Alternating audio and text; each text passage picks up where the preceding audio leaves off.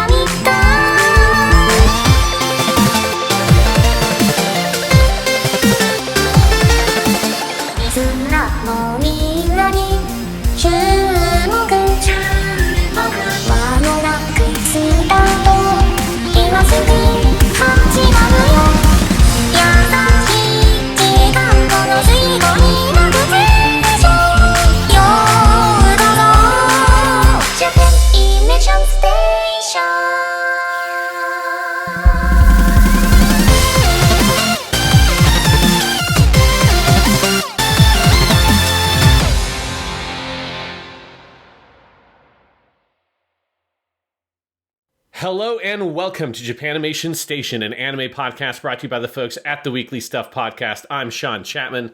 And I'm Jonathan Lack.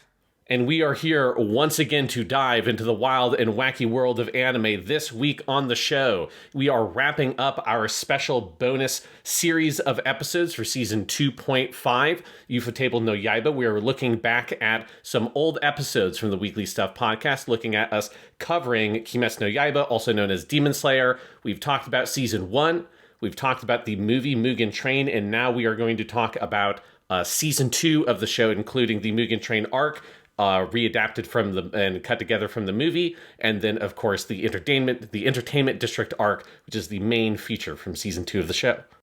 Yep, that is today's episode, and as you will hear Sean say early in this episode, this is the weirdest anime season we've ever seen, just in terms of its structure, and so we spent a lot of time breaking that down. We talk about the differences between the movie version of Mugen Train and the TV version. We talk about the bonus episode with Rengoku, and then of course we dive into the big season 2, all of which I think is a good lead up to season 3, which is beginning just in a couple of days here on April 9th. And we will be back to review that season in detail once it has aired. So season 2.5 will live on. It'll probably live on for several years because there's more Kimetsu to come after this. But yeah, this is a nice little bonus as we are going through the history of ufotable to hit some of their recent high points here. Yeah, and if you're, like me, going to be rewatching season 2 in the lead up to season 3 coming out, it's a good time to check this podcast out. If you listened to it back in the day, to re-listen to it, or if you didn't follow us and you're a Japanimation Station listener, you never heard this conversation, I think it's a good one to prep you for some new Kimetsu no Yaiba that's right around the corner. Yep, and very excited for that. So enjoy. Thank you guys for listening, and keep listening to Season 2 of Japanimation Station, ufotable Moon Works, which is continuing on into Unlimited Blade Works and Heaven's Feel, and a lot of good stuff as we're not quite close to the end of the season, but we're getting closer. We're getting closer. Whatever that means for this weird... Those episodes are long yet to be aired for us, but for you guys... it's right around the corner. So yes, continue to enjoy season 2 of Japanimation Station. We got a lot of good stuff for you.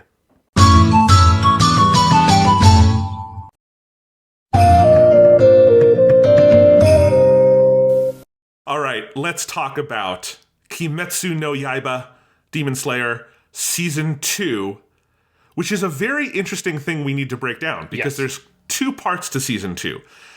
Spoilers from, here on out if you haven't watched it yet or read the manga or whatever, just requisite warning. So season 2 aired contiguously, but it's sort of 2 halves. You have the first 7 episodes are one original prequel episode to the Mugen Train film and an arc, and then the next 6 are that film, the Infinity Train movie, cut up and re-edited with some new stuff into a 6-episode TV version, and that's the first 7. And they have their own opening and ending and all of that good stuff. And then we have the 11-episode Entertainment District arc, although calling it 11 episodes is slightly misleading because the first one is double length and the final episode is almost double length, which I've never quite seen in a TV anime before. So it's this weird, it's kind of 12, 13-ish episodes in length. And so those are the two halves. And I think we should talk about both of them. There's more to say, obviously, about the Entertainment District arc because it's all new. But, you know, the Mugen Train arc is no slouch because they're taking a great movie and doing really cool stuff with it, I thought. Yeah, I mean, I guess one thing to say with this season is that I think it is very clear that ufotable is, like, given a lot of free reign with exactly what they want to do, because this is the most bizarrely structured season of anime I've ever seen. Like, not in a way that's, like, bad, but in a way that's just, like, clearly what their, like, needs and interests as an anime production studio were completely catered to in terms of how to structure and time out this season. Because yes, it is a weird, like, total number of episodes that, like, if you put the runtime together, it's like 19 and a half-ish episodes of total runtime, because the finale of the season, the last of the Pleasure District arc, is, like, basically almost exactly an episode and a half in length. But even the Mugen Train arc is weird, because typically a TV anime episode is 23 minutes and 40 seconds long. Exactly. Like, it is exactly 23 minutes, 40 seconds. Yeah. Well, and there's, like, and, you know, that's one of the reasons why you've got things like your, like, 90-second opening and outro stuff, so that you get, like, some space in how you handle that in terms of, like, timing and spacing out your episodes. Sometimes you can cut a little bit into the outro. Maybe you don't do the intro and just, like, go straight to the episode. It's one of the reasons why the, like, end of episode bumper things exist of, like, in Kimetsu no Yaiba, it's the Taisho Kosokoso Banashi, or, like, the, you know, the little, like, kind of next on preview or jokey corner. Those things happen partially because it gives you another thing that you can kind of space in time exactly how much you need in order to fit your exact 23-minute, 40-second window. The Mugen Train arc is fucking crazy. So every single episode is a completely different runtime. The first episode is 26 minutes, then it's 22 minutes, 25, 23, 21, 23, and 26. I have never seen that before. I've never seen. It's whatever they want, which makes sense because this arc is just the movie edited into. I mean, it's the first episode, which is its own unique thing, and then the rest of the episodes are the movie edited out into episode chunks with, like, almost nothing cut out, changed, or added. Like, it is almost exactly the movie. Like, the soundtrack is the exact same. The sequences of events and all that is the exact same. There's, like, a couple of times they will slightly move a scene in its order just to make spot for, like, an episode cut or the mid-episode break. But other than that, it is just the movie. So it has to be different episode lengths, because sometimes where the episode break would make sense is maybe a minute earlier than the normal episode length of an anime. Maybe it's, like, 2 minutes longer. So you just go a little bit longer and just give exactly the amount of time you need for the individual episodes. Because when you get to the Pleasure District arc, all of that goes back to every single episode other than the first and last one is exactly 23 minutes and 40 seconds long. The first episode is exactly 2 times that, and the last episode is exactly 1.5 that. So, like, this is, like, one of the most unique episode or seasons of anime I have ever seen in terms of, like, the times of episodes and things like that. It just, they got to do whatever the fuck they wanted, because this is the team that made the highest, like, box office gross movie in the history of the Japanese box office. So, of course, they are given the leeway to say, who's going to say no, right? Whatever the fuck you want. If you want this to, like, not really be too full course, who gives a shit? Like, do whatever you need to make it as good as you can make it. Definitely bodes well for the rest of this series, because we've both read the manga. The next one is pretty cut and dry. It'll be the same length, roughly, as the Pleasure District arc. Yeah. After that, I don't know how they divvy it up. Mm-hmm. It's going to be very hard. They're going to do whatever the hell they want with it, and that's fine. You know, and yeah, it's... I would be fascinated to have been in Japan while this was airing. I want to know what this looked like on TV. Like, did it air in, like, sometimes 35-minute slots? Yeah. Did they, like, you know, that last episode, what the fuck kind of time slot did that air in? Where were the commercials? I'm very curious about all of that. Certainly, we're watching it over here on Crunchyroll. None of that matters. We just get a great show, but it's really fascinating. And yeah, I think that it's very unique. But they use all of that great. You know, like, I think the double-length premiere was 100% the right call. Yes. I cannot imagine that being as effective in 2 separate episodes, even though you could theoretically split it very easily because it's exactly double, right? But it all being in one place matters. That finale, I can imagine the version of the finale that was edited down to 23:40. I think it would lose a lot of the heart and soul of what makes it special. So there's a lot of stuff like that. You know, I think one of the weirdest choices, but also best, is the last episode of the Mugen Train arc just does the full movie credits with Homura. Like, it cuts out the theme song and just does movie credits at the end, which seems crazy for television, but how else would you end all of that? It's so key. If you had Tanjiro going, Rengoku-san, Rengoku-san, and then cut into the normal, like, end credits song, it wouldn't work.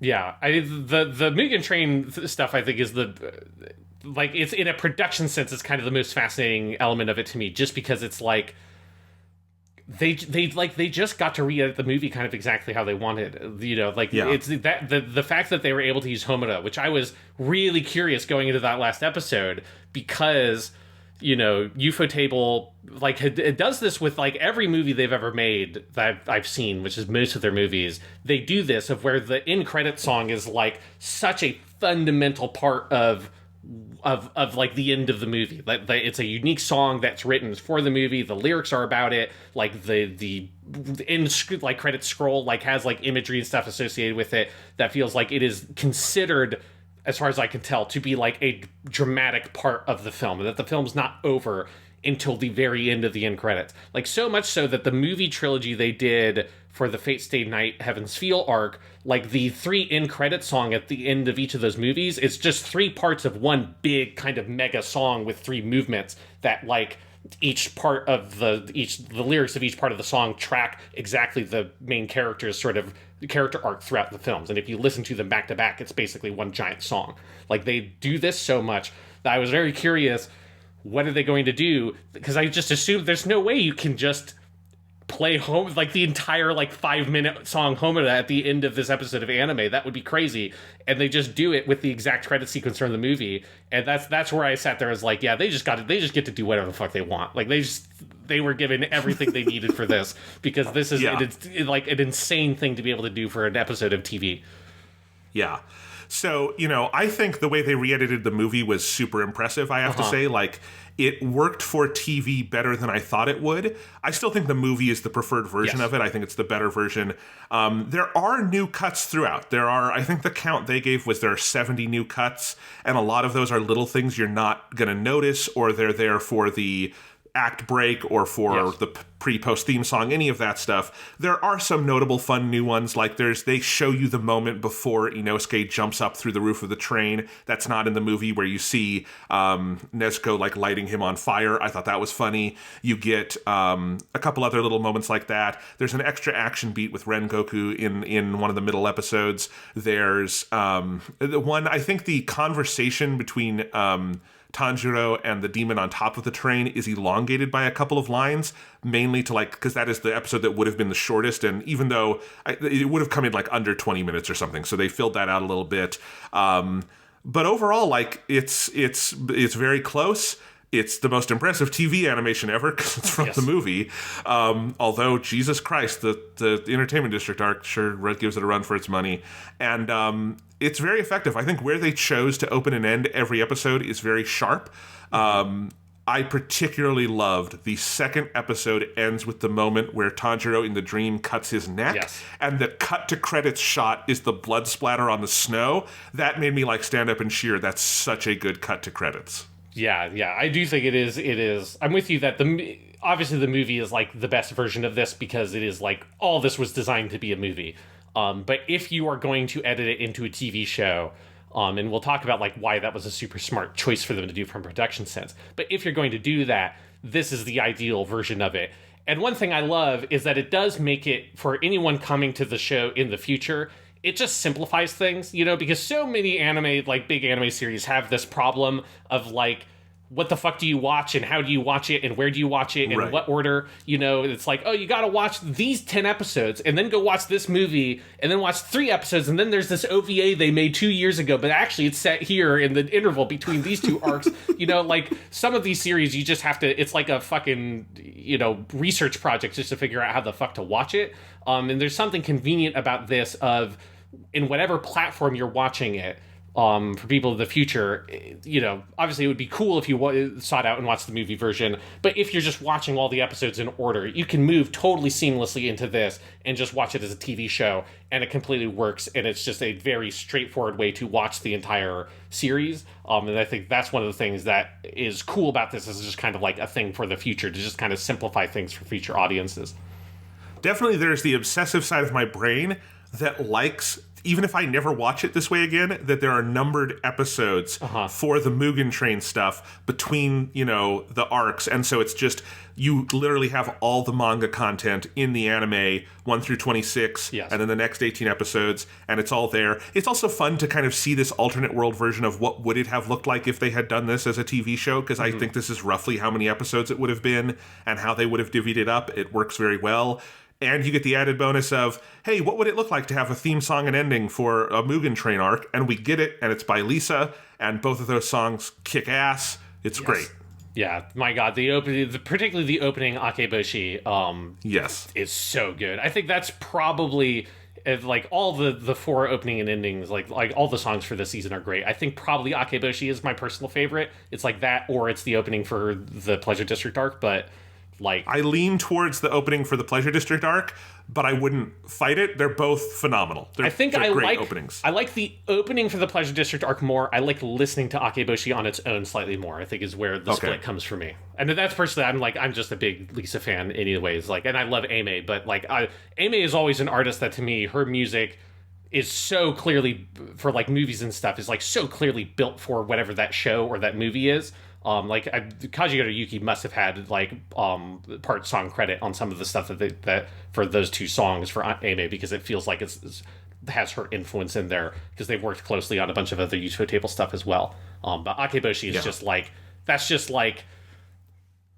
I just listen to that song whenever. I was listening to it literally 5 minutes before we started recording the podcast just to psych myself up for it. And I was listening to the Aimee song. I was listening to her version on the First Take YouTube channel, where they replace the backup vocals with horns, and it's perfect. And that's actually my favorite version of that song. But yeah, all the theme songs are good. Yeah, Akeboshi, though, as a theme song for this awesome movie we all love, where Rengoku finally gets his place in a theme song and all of that stuff. Yes. It's perfect. It's amazing. I love all the imagery of the train they play with. I think the ending song is also very good.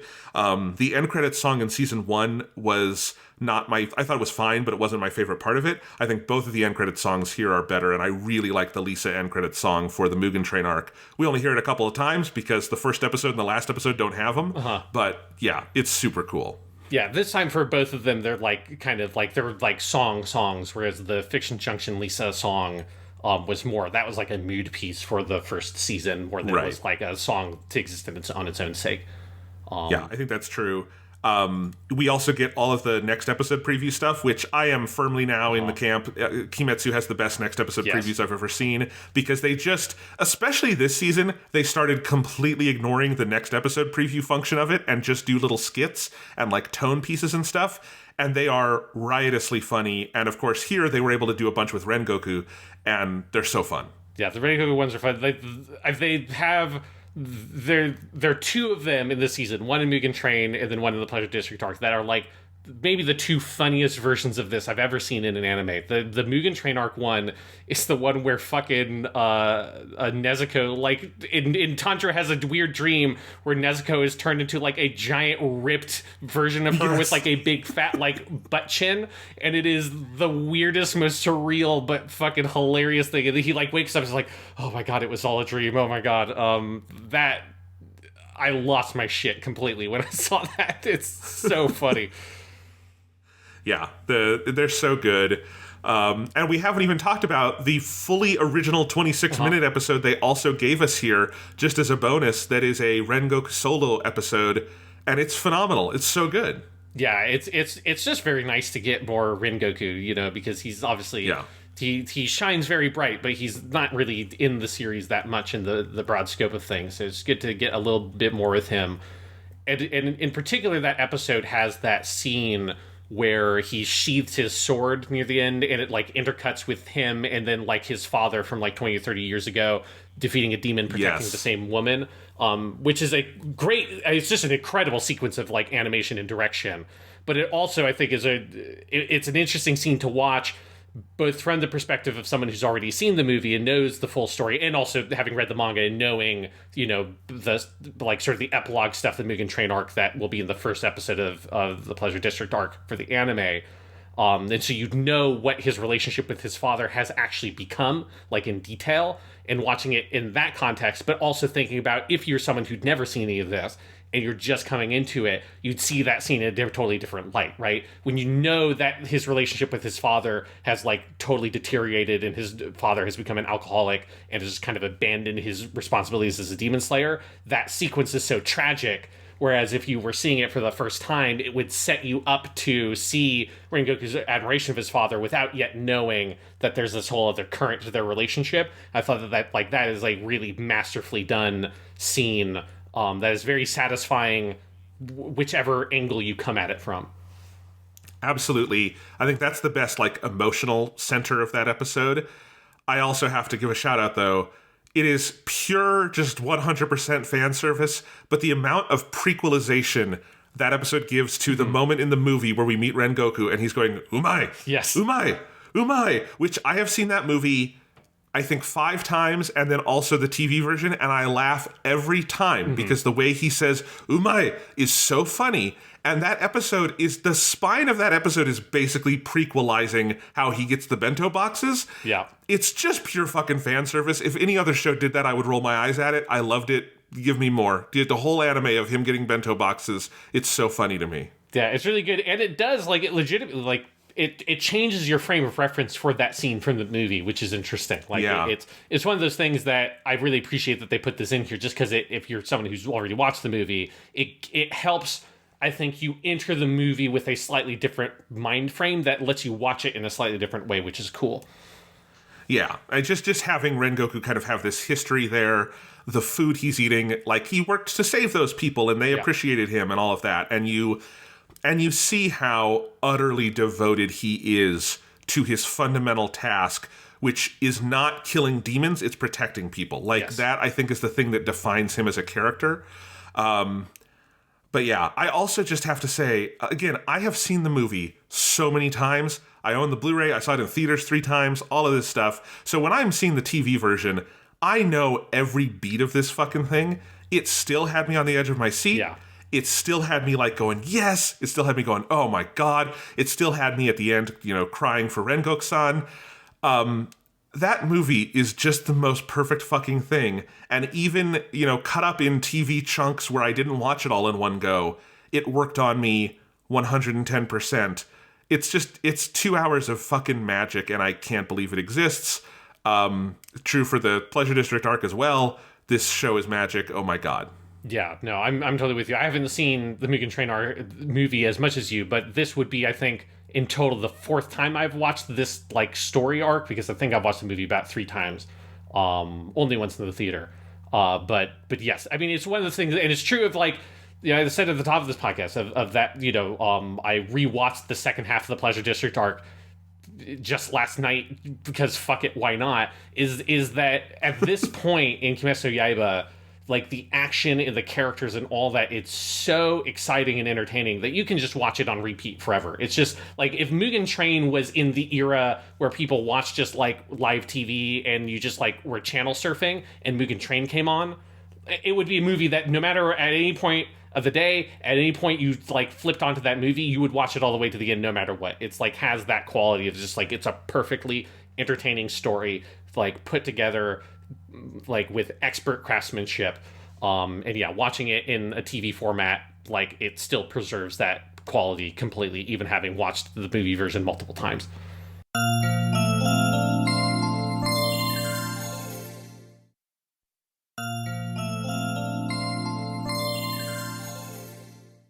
All phenomenal stuff, it's great. But Sean, would you like to tell us why they made this decision to devote the first 7 episodes to 6 recycled episodes from the movie so that we would have this back half of the season that is this new arc that they maybe got a little more time for?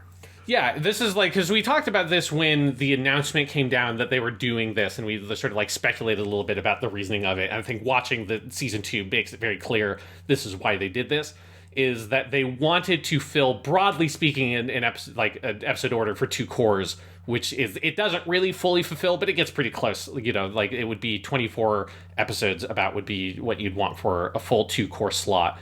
but it fills up most of a 2-core slot. It's certainly more than 1 core, but it's able to do that with having basically the entire like budget allocated for a 2-core run of an anime, really just to make like 1 core, right? So it's really about making about 12, 13-ish episodes, however you combine like the runtime, right? You put the extra episode at the beginning of Mugen Train in there.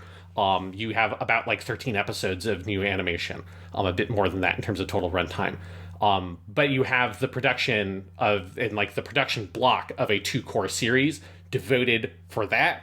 And that's, I think, fucking genius. It's like the smart version of what Dragon Ball Super did. Dragon Ball Super did an incredibly stupid version of this, where Dragon Ball Super, for its first 2 arcs, took the broad stories of the movies, Battle of Gods and Resurrection F, but completely redid it. I mean, they redid the animation, they redid the music, they redid the voice acting, they redid every single element of it.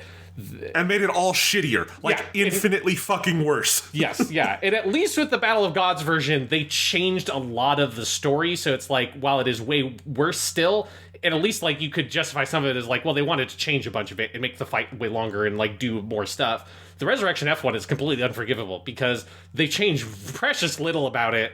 They just expand some sequences, but they don't really change anything. And so you just get a way worse version with worse music, worse animation, all that. And it's like the movies are 1,000 times preferable to watching the TV versions of those 2 arcs from Dragon Ball Super. So if you want to watch Dragon Ball Super, you watch the 2 movies and then you pick up where those movies left off and you're fine, because the TV show gets a lot better from there.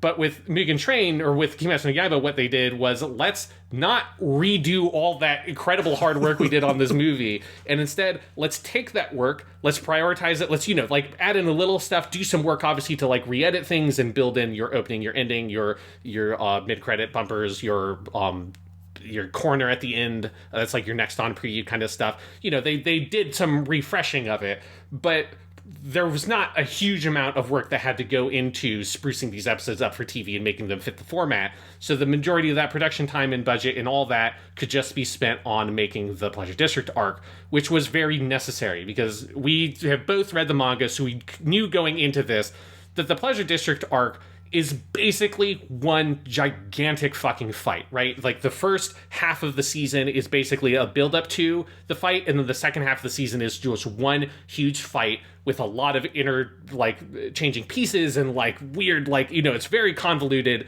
or not convoluted, it's, like, very complex in that you have multiple different parties fighting each other, and the fight moving from perspective to perspective in between 2 places, and the scale of the fight, accelerates and gets more intense and intense. It is just, like, if you want to maintain the quality that you had, or ideally improve on the quality, which is what they do, of Season 1 of Kimetsu no Yaiba, which has a couple of big fights spread across the whole season, you need to find a smart production way to deal with it for the Pleasure District arc, because you can't distribute that production load across a couple of big episodes and have some, like, sort of lighter, and most of them being lighter episodes, which is what the first season got to have. Here it's like, there are no small trivial fights. There's no little light episodes or whatever. Once the fight starts, every single episode basically has to be about the level of quality of episode 19 of season 1 of Kimetsu no Yaiba, which was, like, the big fight with Rui and, like, the crazy, spectacular climax.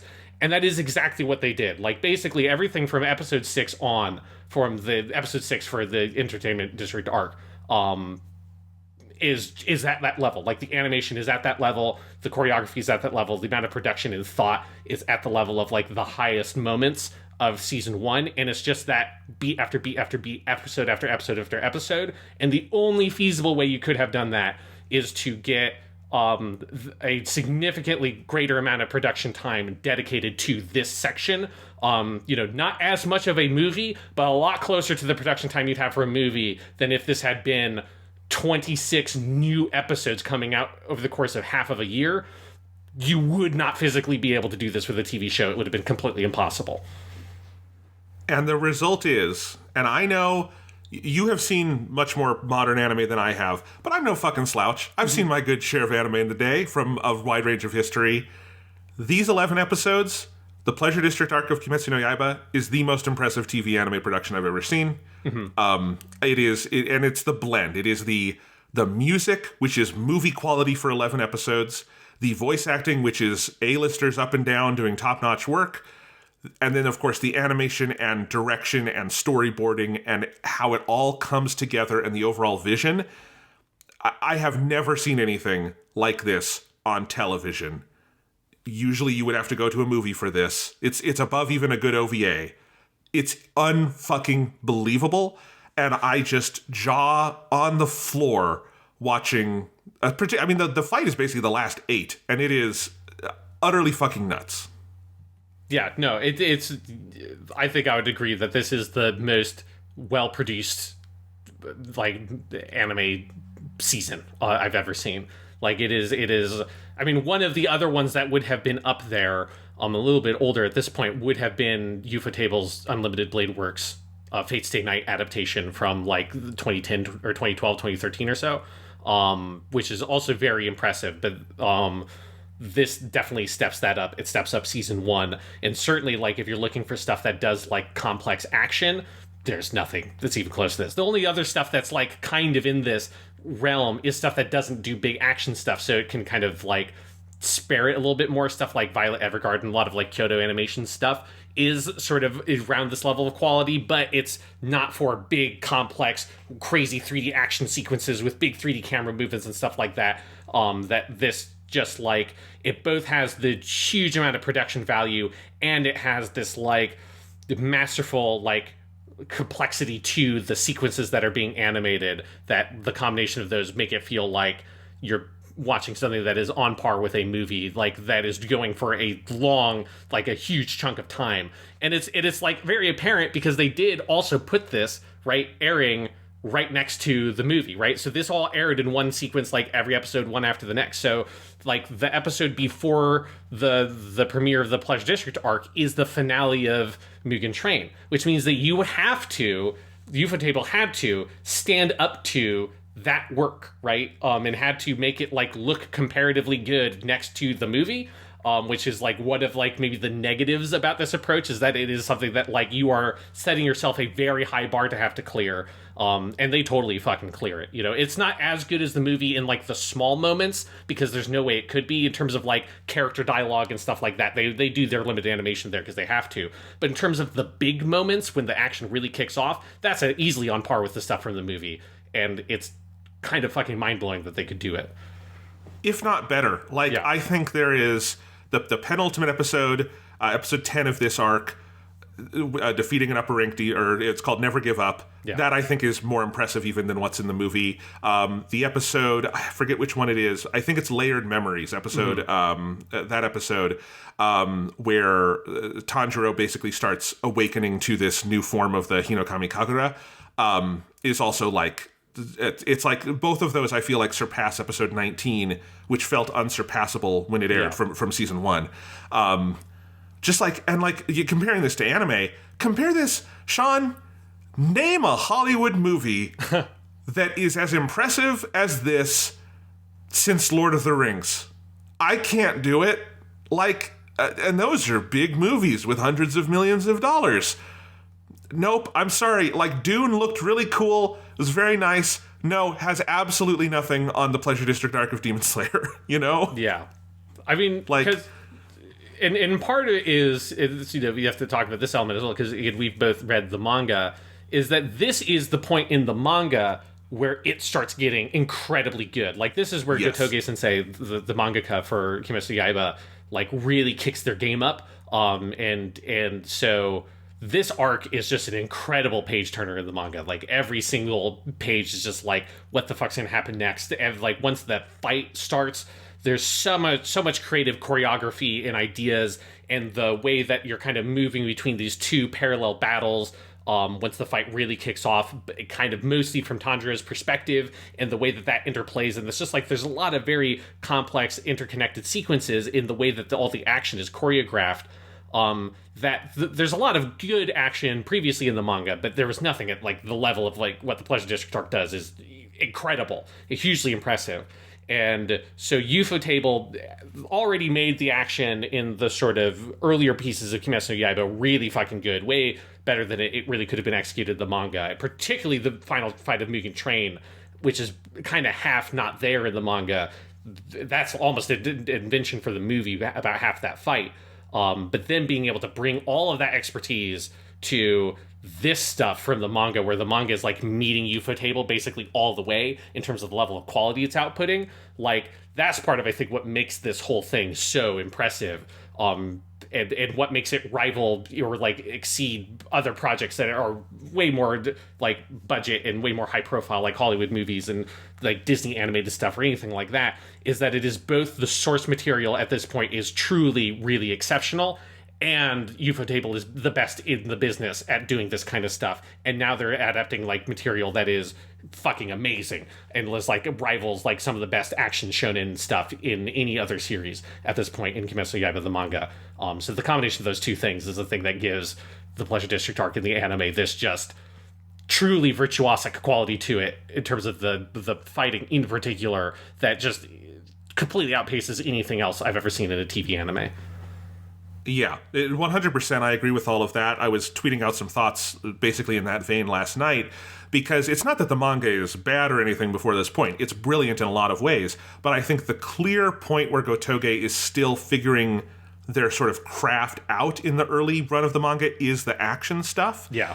And I think mostly ufotable is expanding upon and improving what's in the manga.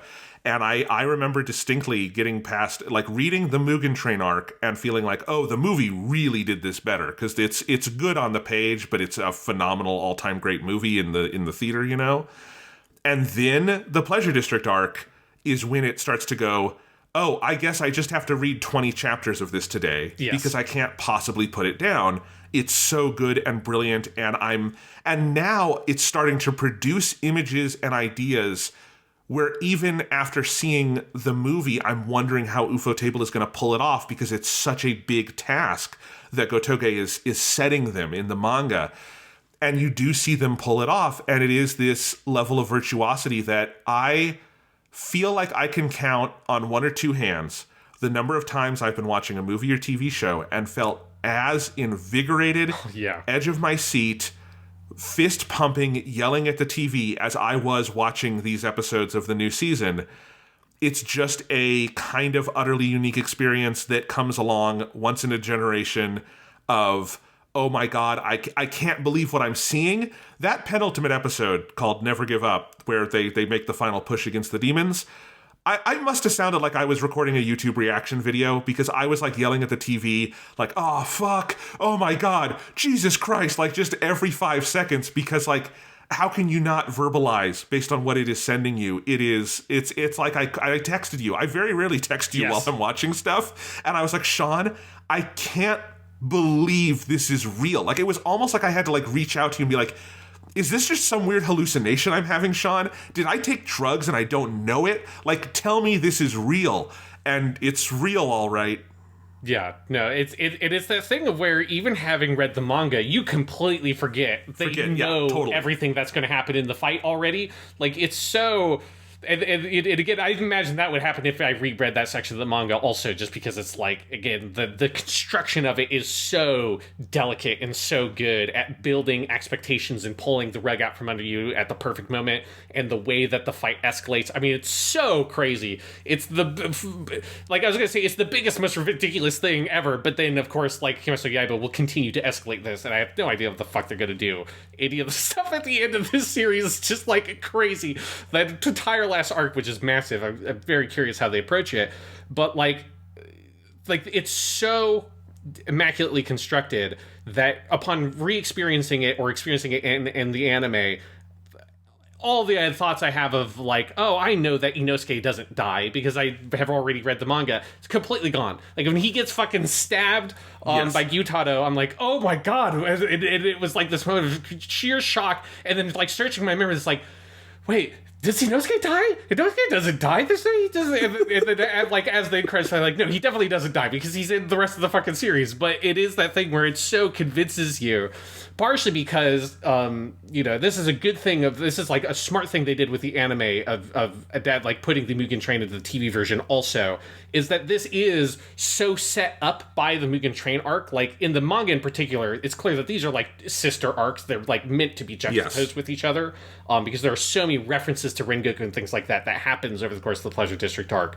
So putting the TV version doing the same thing is very smart, because you are so set up to understand that death is totally on the table at this point, because we have had a massive, surprising character death where Rengoku never felt like a character that was going to die. That's one of the shocking things about it, is that he feels like a character that's going to be Tanjiro's next big mentor, that is like the very standard shonen anime thing of you start with your one mentor, your Urokodaki-san, and then eventually about halfway through or whatever, a third of the way through the series, the protagonist meets a second mentor that takes them that extra step forward, right? Your Jiraiya in Naruto, like Goku has like 1,000 of these. He's more than just 2, but you start with... Well, but in original, like the manga, it would be Master Roshi and then Kaiosama. Like those are the 2, and obviously now he's had 7 more in the various spin-offs and things, but that's definitely the original run, yeah. Yeah, and it's a very standard kind of thing of having the sort of starting mentor and then the like sort of second big mentor that takes them that step forward. And that's what Rengoku's set up to be. He's like, I'm going to make you my Tsuguko. You're going to be, I'm going to teach you like about like the flame breathing or whatever and all that kind of stuff. And then that rug is pulled out from under you. And so you're set up to feel anything can happen. And obviously, you know that Tanjiro is not going to get killed because he's the main character that's more of the series. But everyone other than Tanjiro and probably Nezuko, completely on the table, anyone could die. So you're coming into this arc setting up to be like, when Inosuke gets stabbed through the chest, you have no idea whether or not that's it for him. When you see Tengen collapse on the ground with his arm cut off after he's been poisoned, you're like, that could be it. He could be either he's dead or he's going to die. He like gets up miraculously and then dies at the very end, and you have no idea. And that's one of those things that creates so much suspension, and it's so perfectly told as a story that no matter how much you know about it and how familiar you are with the material, the suspension works on you so much that you forget all of that, and you're constantly surprised, and you're constantly delighted, and you're constantly scared of what's happening, because it is such an exciting piece of material. It's like a really, really great production of Hamlet or Romeo and Juliet, where maybe you find yourself going, this time Romeo and Juliet are going to get together, those crazy kids, and they're not going to die. And then it feels even worse when it actually happens, any of those like stories that tell a tragedy really well. Ultimately, the Pleasure District arc is not a tragedy because they win, but they are sister arcs, because it's this phenomenal juxtaposition of, you find out how high the hill to climb to beat an upper rank demon is in that Mugen Train arc. And I think it is fair to, we've both read the manga, what Rengoku achieves is the most impressive thing any individual does in the entire manga, standing up to Akaza and fighting him long enough and almost killing him, but long enough to save everyone. No other person in the manga, I don't think this is a spoiler, solo does that well. Every other victory in the manga is a team effort from this point on, for good reason, right? Yes, So Rengoku is the most impressive person in the entire manga. He's gone now, right? So now we have to defeat an upper rank demon, and we know what it looks like to lose.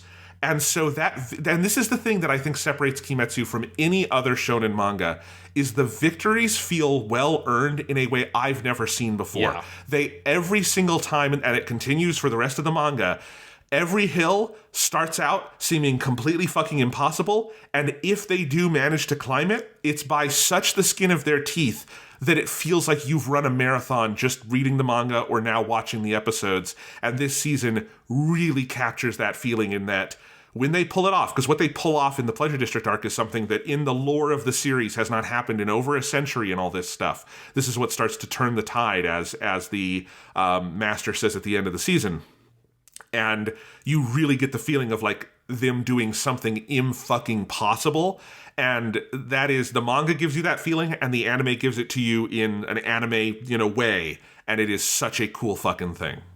Yeah, it's the thing of where, I don't want to like repeat myself from the first Kimetsu Yaiba podcast, but it bears like reiterating, I think, what is like one of the main things that makes Kimetsu Yaiba so great.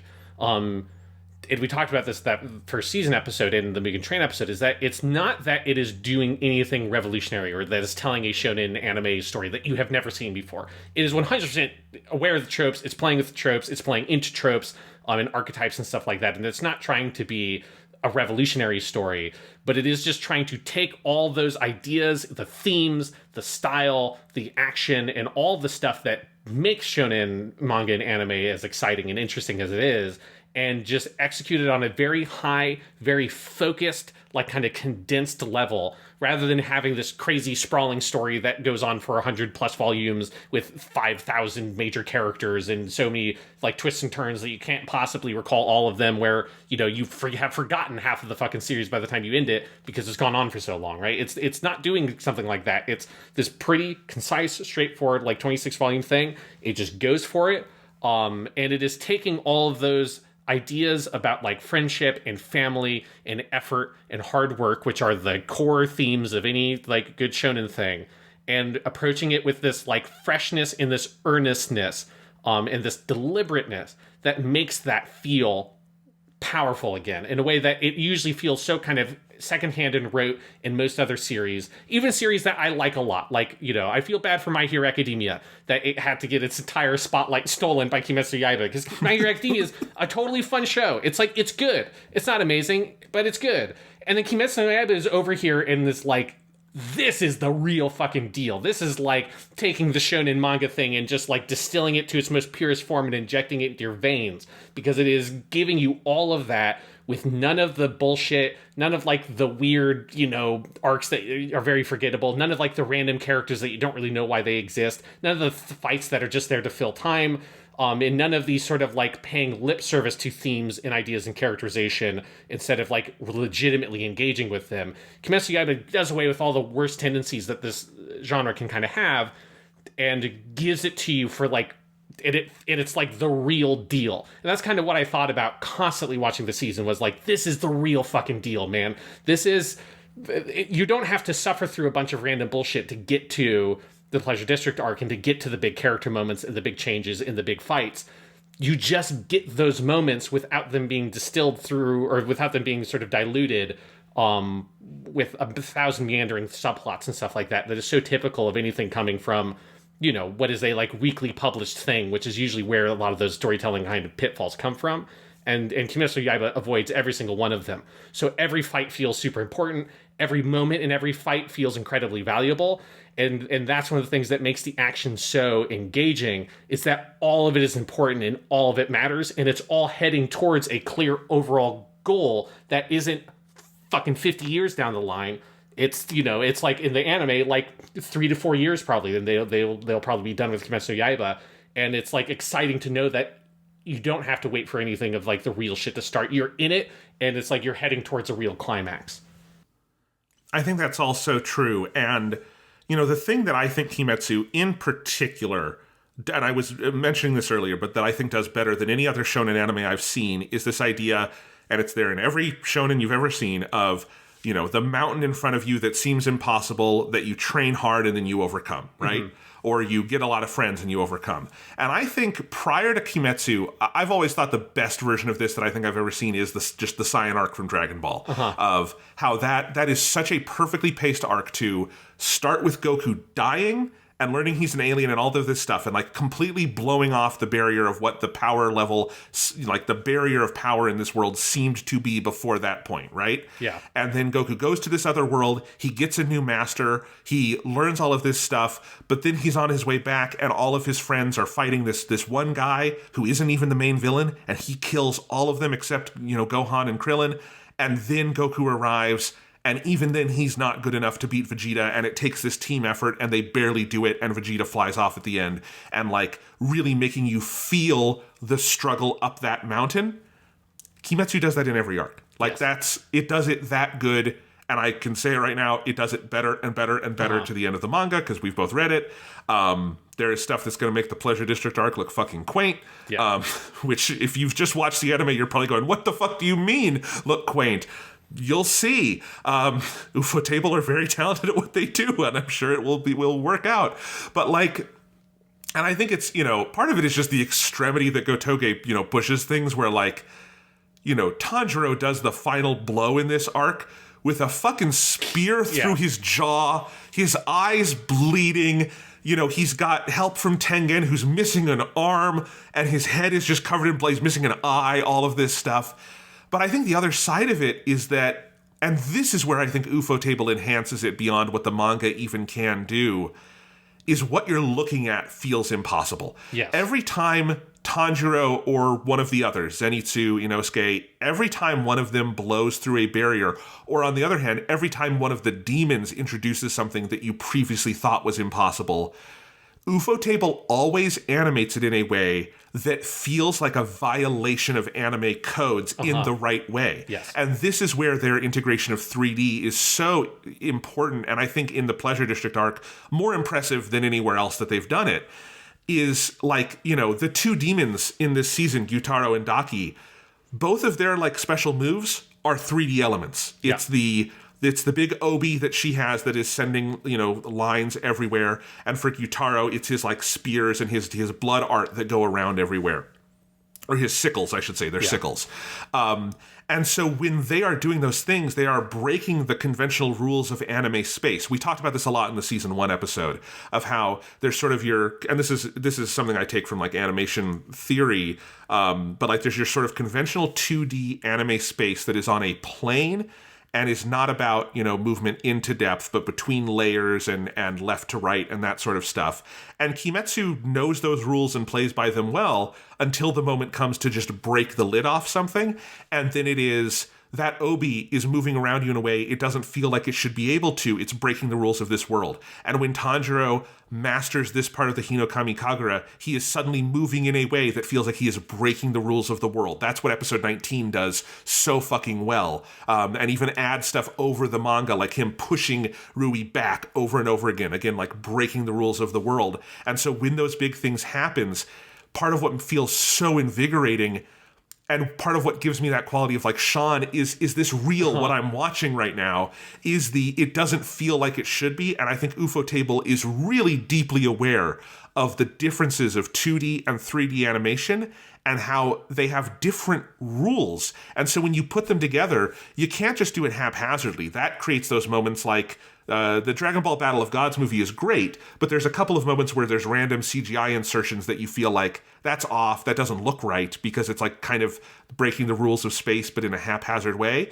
You never get that in Kimetsu. It's always, this is for a particular impact, and you feel that impact really deeply. And that's where they are the industry leaders right now. Yeah, because it is the thing that you can see that influence, like, it is spread to, like, so many other studios and so many other projects that do stuff like this. I think, like, probably my other favorite one that is a non-ufotable project is the Gundam Hathaway movie that does a lot of this kind of stuff in just incredible fashion for a mecha kind of genre thing. But the Dragon Ball Super Broly movie, like, you can see the difference between Battle of Gods and then Broly. When they go 3D in Broly, it's for a fucking reason, and you feel it, right? Yeah, because everything you're saying about that with Demon Slayer is also very much, they cut their teeth on that with their Fate franchise stuff. That also has, like, a certain kind of character called a servant that is, like, basically a mythological figure summoned into the modern world, that when they start doing shit, it's like, oh, this is on a different scale. Like, they exist on, like, a different plane. This is some supernatural bullshit. And yes, and then those moments, the cinematic nature of what you are watching, like, fundamentally changes, and that contrast feels integrated thematically and narratively into the rest of the piece, rather than it being a, like, convenience for production, which is what it oftentimes feels like in other stuff that historically has integrated 3D CG into 2D animation poorly, is it feels like, oh, this happened because you just couldn't do it otherwise, but not because you had, like, a good idea for how to do it. Whereas ufotable, it always feels like, oh, you really thought carefully about how this transition would happen, why the transition is happening, what it means, and what it says about everything around it. And for this season in particular, I think the one that I love the most, and I think it's where ufotable just gets to have the most fun, is the obi for Daki. Like, they just go completely to town on that shit, and it is yes, the most wonderful stuff. Because if there's one thing about Mugen Train that I think could be improved, like, I think the only thing that looks a little bit awkward to me is sometimes, like, the gooey, fleshy stuff in some of the CG shots looks a little bit weird because it's very flat, depending on the lighting of the scene. And that's something that the obi looks so good because it has, like, a real texture to it. And it's oftentimes hard to tell in certain cuts whether it's a CG element or a 2D element, or, like, a combination of both, because it's just, like, a production sense. it's hard to even know what exactly they're doing, because it often is moving in a way that feels like it is breaking the laws of 2D animation, but it looks like such a 2D element with like a 2D texture on it or whatever, that it blends so naturally in with everything else that I think the obi is probably like the thing to me from a animation point of view that is the most impressive thing about the season, because I just never really know what they're doing to make it work. And I feel like it's probably different solutions for different kinds of shots and scenes. And it always looks so cool, and it just does. It's such a necessary element for so much of the action, and it's always one of the coolest things in any given action sequence. It really is like the ufotable like element, right? Yeah. Because it is this thing that is in a lot of shots just as a stat, like before Daki goes to town, right? Yeah. Like she has it as part of her dress, and it's just a normal drawn, hand-drawn 2D element, right?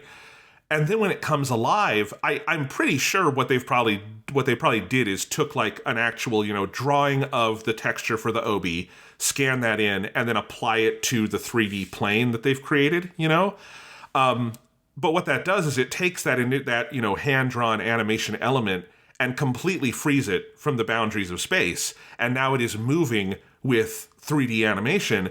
But it can go between those very easily because the obi is a really simple thing at its core. It's just a belt that you've drawn a nice pattern on, right? You've seen that in a million anime. You've seen it in a million live-action movies. It's a very simple thing to do, but then it comes alive in a way nothing should be able to come alive, and it's striking, and it's unnerving, and it's crazy and cool, and they build so many sequences around it. I mean, the scene where Inosuke makes his, hero run down the building while Tanjiro and Zenitsu are holding off the obi, and Zenitsu is just going for her.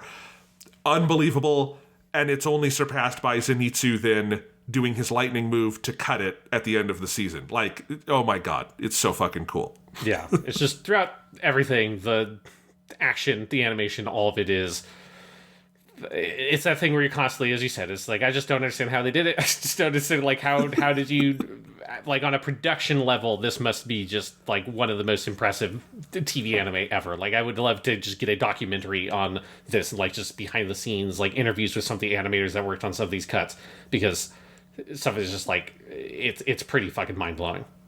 It really is. And you've talked before about one of the ways ufotable is different is how closely the 3D team and the 2D team work together.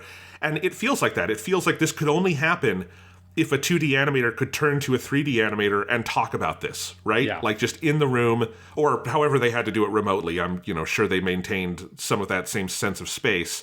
And just be like, how are we going to do this obi together? Because it's not one team doing that. It is a clear collaboration. And that's true of all the big elements here throughout the season. And it is so virtuosic. And again, Gotouge gives them the craziest number of character beats to do. Because I think the thing that really is the breakthrough of the Pleasure District arc in the manga is not just like the sheer like complications of the choreography and the stages of the battle, but it's also how much of it is character motivated. Yes. And how good they get at this point of it's not action scenes versus character scenes, it's all in one pool. Like Tanjiro is, and again, this is that shonen anime thing done exceptionally well, is that he is growing and changing as a person during these fights. They are forcing him to learn things about himself and the world. And so, that the like first half of the fight is him versus Daki before we know all of the complications that are going to come. And it feels fucking impossible. And he keeps getting beaten down. And the Hinokami Kagura is breaking his body and all of this stuff. And then we get the part where Nezuko comes out and becomes a full-fledged, crazy demon and is regenerating her limbs. And that's the first part of the fight, And then you get all of that's not even the crazy part, relatively speaking. That's where this whole arc and this, season of anime just feels unreal. Yeah, 100%. So I think we should like start going through some of like the story stuff, because we talked about the animation and the action and stuff, but there is like a full kind of first half of the season or of the arc also that is like all the setup kind of stuff that I do want to like make sure we focus in on as well. I just want to talk about that first episode because Again, I don't know how standard this is to do a double-length episode of anime in Japan. I certainly have not seen it. Yeah. I've seen it a couple of times, but it's an exceptionally rare thing. It's way rarer in anime than it is in, like, you know, for, like, American live-action TV. It's a relatively common thing to have, like, your series premiere be like, this is a special hour-long episode or whatever, particularly the streaming age. Right. We do that all the time, but only a couple of times can I think of an anime like ReZero did that, but there's very few. And again, it's not that you couldn't cut this in half, but it's that having it all in one place, because this set of chapters in the manga is, you know, recovering from what happened at the end of the Mugen Train arc, literally, like physically, and then Tanjiro going and talking to Rengoku's family, which is a phenomenal series of scenes. And you have the setup for the Pleasure District arc, where we meet Tengen Uzui properly here, and he's trying to kidnap the kids, and then they all fight him. And it is so much more powerful to have that all in one place as a contiguous hour of television than it would be divided up. This is a phenomenal premiere, and like is such a good job of like bringing you off of Mugen Train and back into the steam of things. I think if you had to split this in half, it would feel like a much more awkward transition coming out of the movie into season 2. But because they're able to do it all in 1 hour, by the time you actually get to the Pleasure District and in the second episode, you're ready for it because you've had this full hour to process the movie, basically. Yeah, it is. I'm 100% with you that it's such a smart choice because basically what happened was, you know, in order to give the Mugen Train movie the ending that they wanted, it was the right choice to end where they did. It meant that there's like a really solid chunk of the end of that volume in that arc in the manga, which is all the stuff of Tanjiro going and visiting the family and relaying Rengoku's dying words, that has went unadapted in the animes. And I was very curious how they would deal with that, because it is like a weird thing to kind of start a season with. It's one of the things that redoing the movie story in TV form kind of helps smooth that over a little bit too. But yeah, the idea of let's have kind of the first half of the episode be dealing with the fallout and like addressing like the stuff we didn't adapt yet from the Mugen Train arc in the manga, and then making sure that your season premiere ends where the season premiere should end. Like it's very clear that it needs to end with them starting to go to Yoshiwara, the Pleasure District, because like that's like, you know, where the action starts. That's all the setup, and that's where it's like, okay, now we're off for the adventure, and it's exactly what you want to be the end of your first episode of the season. And so the idea of let's sort of combine that together, make a double-length episode, and then it also gives them a little extra time to expand on some stuff, because there's like a couple of extra scenes sort of in the middle of the episode that don't exist in the manga that just show a little bit of like Tanjiro and Zenitsu and Inosuke just doing their daily lives as like demon slayers for the couple of months between the arcs. And there's a cool little action scene where Tanjiro and Nezuko fight another demon or whatever, like, and they go to like that stable, and the kid runs out and says like, I thought I saw something, and Tanjiro and Nezuko have like run off and disappeared. Like there's a nice sense of sort of time and space that exists over the course of this premiere, that I think this choice just sort of gives it all this room to breathe and let you kind of move on a little bit from the like, Rengoku-san, no, oh god, why? Which is still what you're feeling, because if you're like me, you just had watched the end of the Mugen Train TV version right before going into this episode, or it was a week ago if you're watching it live in Japan or watching it simulcast, and so you like have to let go of some of those feelings of Rengoku-san, I can't believe it, oh my god, I'm crying already again, and just like humming Homura to yourself and weeping quietly. And then you get to have like all the fun stuff and little action, and Tengen pop in, and Tengen is a very fun character. It lets you kind of, with the characters, feel those emotions, push through them, and get ready for a new adventure. It's a really cool episode because it gives you a little bit of everything Kimetsu does well. Yes. You get a fun little action sequence which is hinted at in the manga, but they flesh it out for a full scene here, where you have a nice full little demon fight of one of the normal missions that Tanjiro is sent on. You have a little bit of the fun training stuff at Shinobu's house. What is her name? Is that right? Yeah, Shinobu? yeah, it's the Butterfly Mansion at Shinobu. Butterfly Mansion, yeah. So you have a little bit of that. You have just fun interactions with your sort of, you know, 3 main leads, and they're very funny. You have a lot of very heartfelt, you know, just heart-piercing stuff with Rengoku's family, which is really kind of brutally sad and also sort of hopeful because you see how good Tanjiro is. He gets to make that friendship with Rengoku's brother, which is something I really love in the manga, and was really happy to see here. Like, there were a couple of lines in that scene I was so excited to see Hanai Natsuki voice, and he does a great job with it, obviously. My favorite being when he says, if anyone tells you no, I'll headbutt them for you. Yes. And then he says, you don't have to, Mr. Tanjiro. And it's so funny. Please don't do that. That doesn't sound like a good idea. Yeah, I was so happy to see that scene done. And then at the end of it, you meet a super cool Hashira, the flashiest of all the Hashira. Yes. And just a riotously funny sequence between them and Zenitsu and Inosuke and Tanjiro. Just this great character beat and then set up for the arc. So, like, as a season premiere, it reminds you of the full scope of what you love about this thing heading into this new adventure. You can't ask for more than that. Yeah, it's fantastic.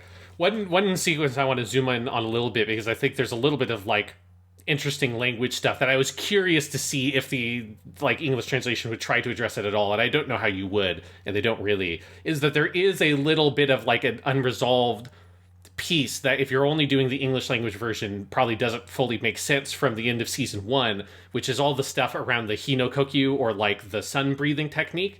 Because if you remember at the end of season 1, Tanjiro has a little scene with Shinobu where he asks her about the Hinokami Kagura and asks her if there's such a thing as fire breathing, which is Hi no Kokyu in Japanese. And she says, no, there isn't. There's Hono no Kokyu, which they translate as flame breathing. And for whatever reason, they're very particular that it's called that, which is weird because in Japanese, you would normally just call it Hi no Kokyu. Like, that would be the standard way you'd think of it. And it's kind of weird to go the extra step to pick this kind of synonym word for it. Because if you have like a fire breathing dragon, you'd use the term hinokokyu to refer to like that kind of thing. And so you have this weird mystery of why is this like particular avoidance of using this more common term, and they pick this weird term for what flame breathing is that Rengoku uses. And the scene with Rengoku's father, Mr. Rengoku, because they're both named Rengoku,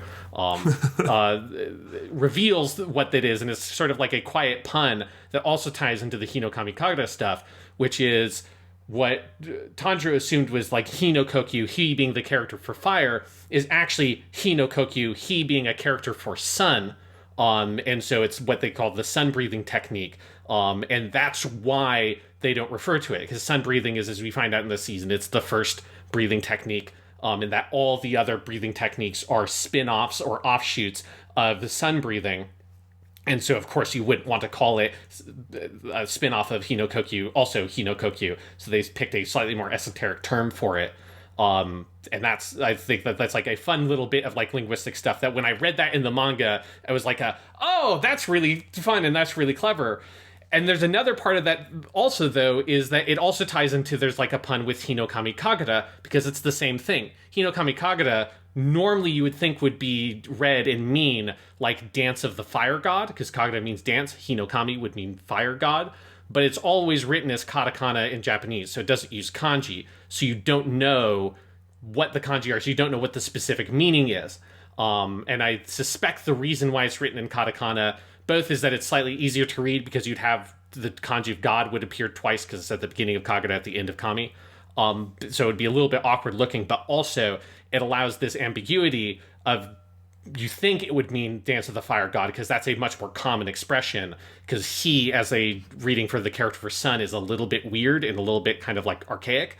But it actually means Dance of the Sun God, Hi no Kami Kagura. And so all the symbology of the series of it always goes back to the sun, right? The way that you can kill demons is with the sun. Even the swords they have, the Nichirinto, are swords that are made by absorbing sunlight on this special ore.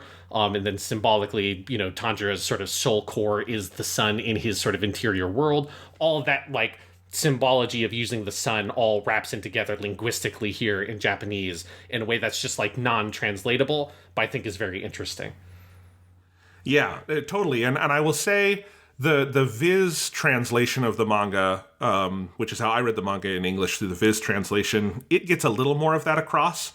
The subtitles in season 2 that are on Crunchyroll are weird. Yeah. They basically took every proper noun for this season, put them in a hat, drew half of them out and translated those, and the rest of them they left untranslated. So there's a lot of stuff that if you had no idea, I imagine would be very confusing. They get that scene you're talking about across decently, but they still do stuff like Hinokami is Hinokami no matter what, and then they say sun breathing, and that's sun breathing. It's, there's stuff like that they just don't even attempt, and it's very weird. Yeah, there's and it's always been this case where there's like an inconsistency with the anime subtitles on like what proper nouns do and don't get translated. Feels like very, as I say, I think it's just like feels inconsistent.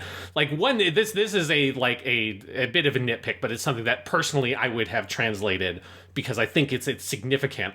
I've never liked that they leave hashira as hashira, or they don't do anything with it, because hashira means pillar. And so it's like the idea of like the hashira, it's not a ranking technically, really, because you have like whatever their 12 ranks are, which comes up for like one of the only times of the whole series in this season. It's a thing that like is one of those like ephemeral things that sort of like felt like it was going to be important, and they're like, Naruto did the exact same thing. It's like, oh, we have all these rankings, and eventually we'll rise up through the rankings. It's like, no, you don't. Like, it's because at a certain point the story is too important, and you don't need to do all that fiddly shit. It would be annoying if you had a bunch of story arcs about like, and then we did the test, and then went one rank up.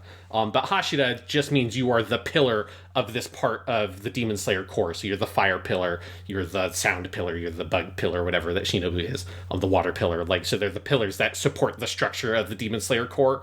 And that's always the thing that like I kind of wish was translated, just because I think because it's something that means something. It's not just a proper noun.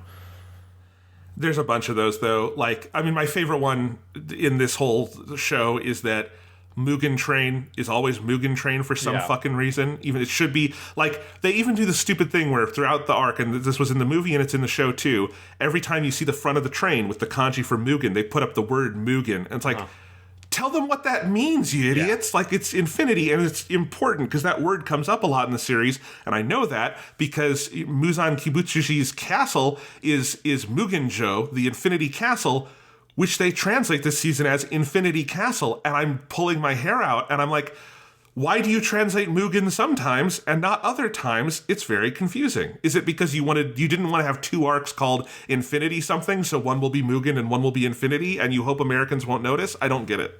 Yeah. More consistency would just be appreciated, I think. My favorite one this season, though, is in the premiere. Yes. There's a moment where Tanjiro... Yeah, where he looks at Tengen taking the girls, and he calls him a pervert. He says hentai, and they just left it as hentai. Yeah. Which, if you don't know any Japanese, I assume your only association of the word hentai is the weird porn category. Which isn't even like, because in Japanese you wouldn't refer to erotic animation, erotic manga as hentai. Is like, that's not technical. No. You just call it basically. Translate erotic manga into Japanese. Yeah, like that was the most head scratching subtitle I've seen in anything for a very long time. I have no idea why. Like, why would you leave hentai untranslated? It is utterly bizarre. Like, I just can't see any reason for it whatsoever. It's not like there was a pun being made using the word hentai. It was a totally standard usage of the word in Japanese to refer to someone who is like perverse. And they just decided not to translate it. Like, there's not much stuff that is specifically like that. That is by far the most egregious translation of the subtitles. That's like an old fan sub thing where like someone would put hentai and then have an asterisk in the corner of the screen going, we just can't think of a better English word for this, so we're going to leave it, like all the fan subs that just leave the word nakama alone. Yes, yeah, nakama is the classic one, as if it means something so deep in the specific and personal in Japanese that it couldn't be translated as like comrade, which it 100% can just be translated as comrade, but yeah. In fact, it's an important word to translate because it means very different things depending on the situation. Exactly. Like in One Piece, sometimes Luffy means friend, sometimes he means his crew member who works for him on the ship. Yes. You really do want to distinguish those, and One Piece in the manga and subtitles does a good job with that. If you just left it as Nakama, it'd be weird. Yes. Yeah. Anyway, episode 1, it's great. Do you want to talk about our boy Tengen Uzui for a moment here, who is introduced in the flashiest way? Yes, our flashy Mr. Tengen, who is a fucking ninja, which is cool as shit. Like, I love that, like, it just, like, the core concept of the character, in that very, like, shonen anime manga kind of thing of where you have, like, here's, like, this like one sentence you can use to describe the character that just makes him stand out, which is, this guy is a ninja who wants to be the most like flashy, obnoxious person possible. In that like contrast, or like what you call a gap in sort of like otaku character sort of like narrative construction, is like there's this gap between what you expect and what the character actually is. And that is, I think, a particularly amusing one, is that he's a ninja, he's super stealthy, and he's very good at being a ninja. You know, he's able to cut off Daki's head like completely unnoticed. But also he's obsessed with being like very loud and very obvious, and doing things in the most like extravagant way possible. And I think that like core character concept is very fun. It is so fun. He is, I mean, all of the hashira in the series, if you haven't read the full manga, every single one is great. There's no hashira who is not a fun, awesome, interesting, deep character. And Tengen is, to me, one of the most memorable, just because, you know, it's coming right off of Rengoku. He's a really good, like, I think, contrast in that I think they probably are very similar in, I think, how they sort of view their role in the world, but they are very, very different on the surface. Rengoku is flashy, but I don't think because he's trying to be. He just is a very, you know, big personality. And I love, and of course you find out over the course of the season where this all comes from for him, and he's such a cool character. He's got 3 wives, as he likes to remind us many times. He is a cool fucking dude with 3 wives. And I just love how he bounces off all of our main characters, because this is an arc where we have Tanjiro, Inosuke, and Zenitsu all together for it. And of course, the way Tengen bounces off all 3 of them is very fun and funny. I love that like Zenitsu is jealous of him, and Inosuke is like in awe of the god of festivals. Yes. The Matsuri Kami. He is so, because of course Inosuke doesn't get sarcasm or jokes, so he gets that. And, you know, Tanjiro wants to learn from him, and Tengen turns out to be a very good mentor over the course of the season. But he's a great character, and it was so fun in this season to hear the full vocal performance, to see the animation, all of that. I was salivating thinking about that reading the manga, and it's great to get it here. Yeah, because he definitely, and this is true of a lot of the hashira, but he's got like a very fittingly extravagant design, particularly like in the first half of the season, before, you know, once he gets like cut up and like a lot of his shit like that he's wearing gets like kind of destroyed, I think imagine he becomes a little bit of an easier character to animate. In the first half of the season, he's got so many little like bits and bobs on his costume, particularly like there's like, they're not like earrings, but like the things like on the side of his head with like these little like kind of jewel bands that drop down. Like a lot of that stuff is like very fiddly little bits of character design that I have to imagine is like hard and a bit tedious to animate, but it feels like they really kind of approached that task with a lot of gusto, because it's so necessary for his character that he is very extravagant in everything that he does and the way that he looks. And yes, I love the way that he bounces off of characters, in that I think a core dynamic of the character is that he has the same as all the hashira do at his core, this incredible drive and willpower to protect people and to defeat demons. And it's like, it is a thing that drives him. And that is where he's the same as Rengoku. So you get that great sequence at the midpoint of the season where Tengen basically says, like, we're going to win, like, we're going to fight and we're going to win. And he stands there smiling, and Tanjiro looks up at him and sees a vision of Rengoku, seeing that's like, oh, he is like, they are the same, right, at their core. And all the hashira are like that. No matter what they're on the outside, at their core, they have that like compassion that drives them to do this like incredible thing, which is to fight these demons. But on the outside, Tengen is much more kind of a thorny character. He likes to like poke at people and like kind of throw barbs at them. And he definitely is a little bit less like, I think he himself is a lot less confident, and his sort of confidence is more of a put on, because he seems like he's aware that he is not at the level of a Rengoku, really. You know, like Rengoku was able to fight Akaza, who is the upper third demon. He's like, other than not counting Muzan, he's the third most powerful demon in existence, and Rengoku was able to fight him pretty evenly for a fair long bit of time. They're fighting the like upper sixth demon, so the weakest of the upper demons, with help from 3 other demon slayers, and then also some of Tengen's wives that come in, and he like barely edges it through. So it's like he knows that he is not like the most powerful hashira in existence, but he's able to put on all that confidence and like kind of like psych himself up for the fight. And I think that seeing that like character dynamic and getting those little windows, as it does in the manga, where you kind of see little bits of his past and where he came from with his ninja village and all of that, helps you get really invested into his like sort of growth as a character. It's so good. I love this is one where I just loved having the vocal performance in the final couple of episodes where he's been poisoned and he's just insisting, I'm not fine, I'm fine, I'm totally fine. Yes. And of course, it's obvious to literally everyone it's a put on.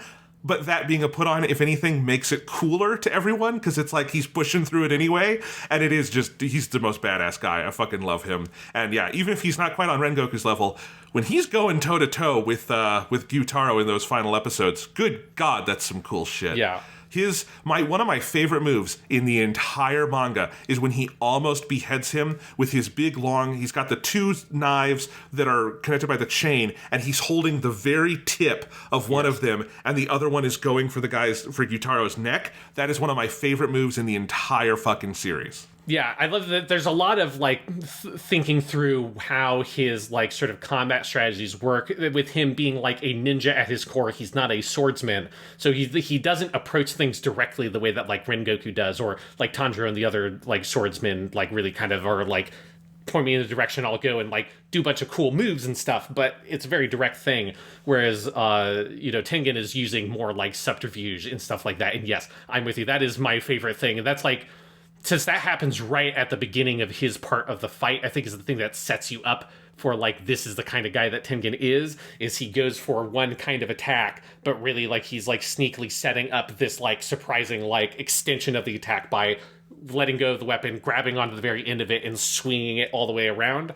Very creative. Like, I don't think I've ever seen that specific move in anything else, and it's a really cool idea. And then Gyutaro's, like, commentary on it was just like, what the fuck? Like, what kind of grip strength does this guy have, basically, like, to be able to do this? Because he's holding onto the very tip of this little knife, and you see, like, the veins and all the shit popping out of his arm of, like, how hard he has to be holding onto this thing to swing it like that.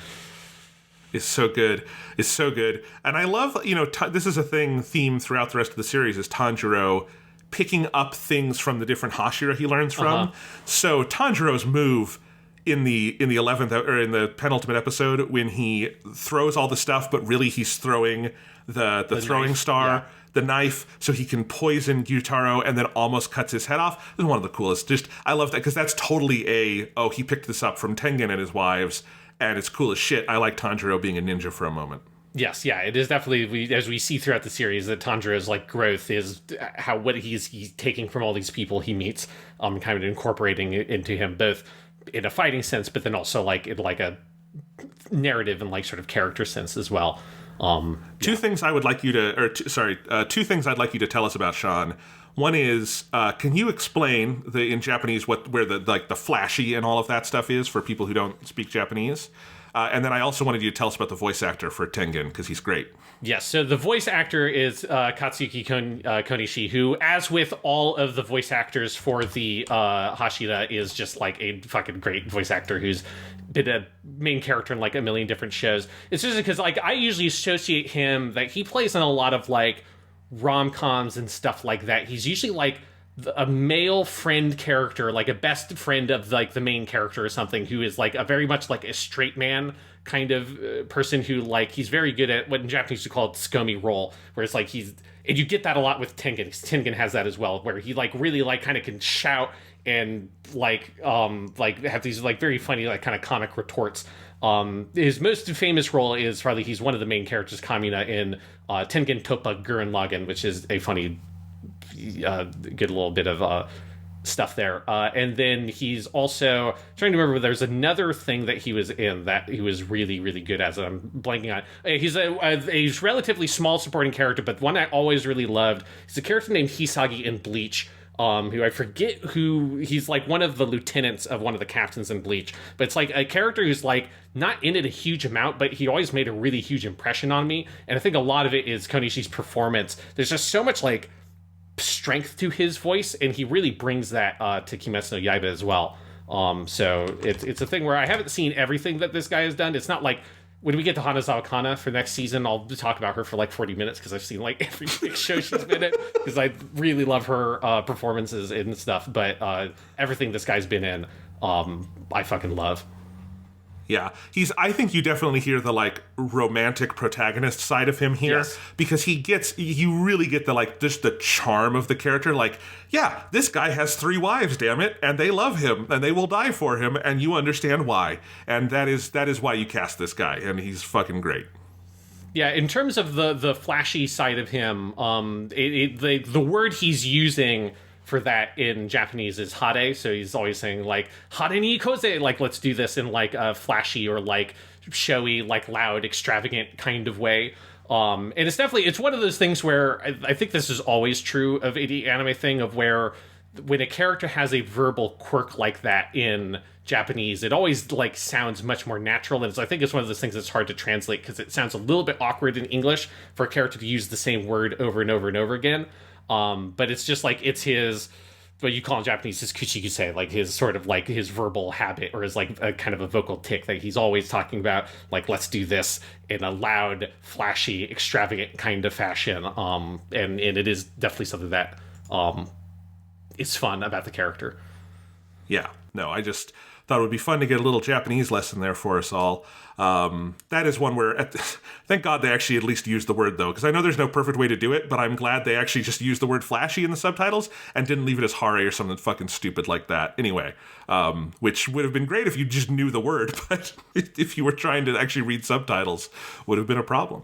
So anyway, he's great. But we should probably talk about the next couple episodes, which is when you get to the Pleasure District and you start to have, your initial adventures there, which is always like in the manga, and then when I rewatched in the anime, is a shorter actually like group of story stuff than I remembered. But is a fun couple of episodes where, I mean, just the image of all of the main characters becoming, like pleasure girls basically for a couple of episodes, especially Inosuke. This is the longest period in the whole manga. Inosuke has the mask off. He never has it. He does have it off again once in a while, but never this long again. And I love that he is the prettiest of the boys.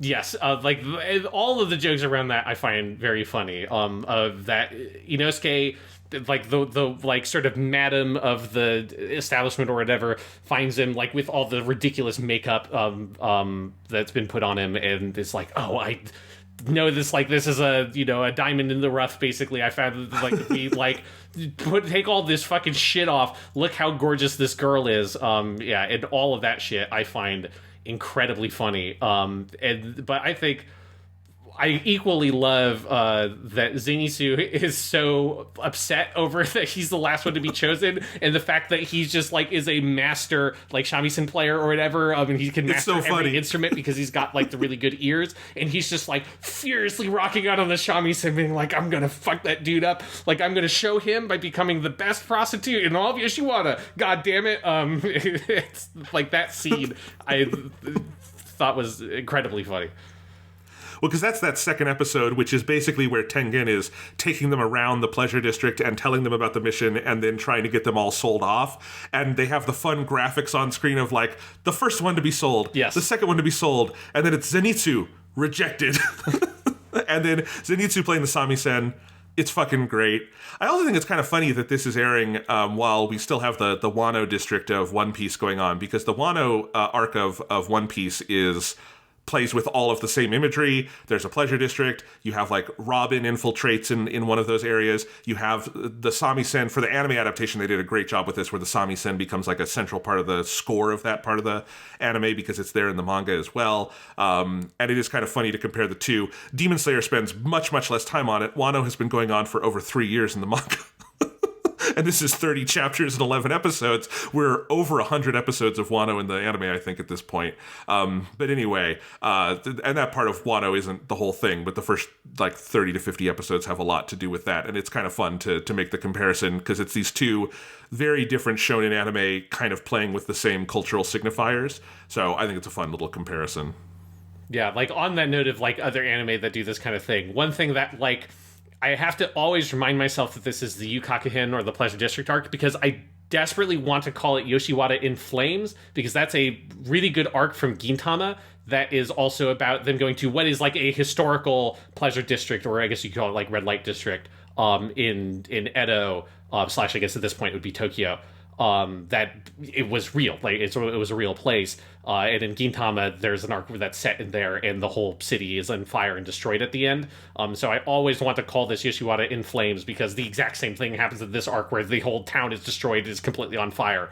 And I find that kind of funny. It seems to be a bit of like a recurring sort of idea in a lot of shonen stuff. Partially because it's like, if you watch old samurai movies and stuff, this is like a very common setting. I mean, this is like maybe half of every fucking Zatoichi movie is set in either Yoshiwara or a Yoshiwara-esque place in like Edo era Japan. So it's definitely like because it was a really big cultural thing historically, where it just kind of goes into some of it with like the geisha and the oidan and the rankings and all that kind of stuff, that like the courtesan like culture of historical Japan was very important. And this being set at the end of the Taisho period is like right at the tail end of that being like an active, ongoing element of like relatively mainstream Japanese culture historically. Yeah, Gotouge has actually on their Wikipedia page says Gintama was a major influence. So there you who go. knows? Maybe it's a conscious thing. And of course, as you say, Gintama would have been influenced by all of that stuff too. So it's a well-trod path, but it's very fun when Demon Slayer does it. Even though, again, it's really only the first couple of episodes that are playing with that, and then it's off to the races for all of the action stuff. But even then, the action is inflected by it in fun ways. It is funny to me though, like we get to the big fight really fast, because the first episode is that premiere we talked about. Then you have infiltrating the Pleasure District, which is the second episode. The third episode is mainly about Zenitsu realizing that Warabi Hime is probably the demon. And then at the end of that, Zenitsu gets captured.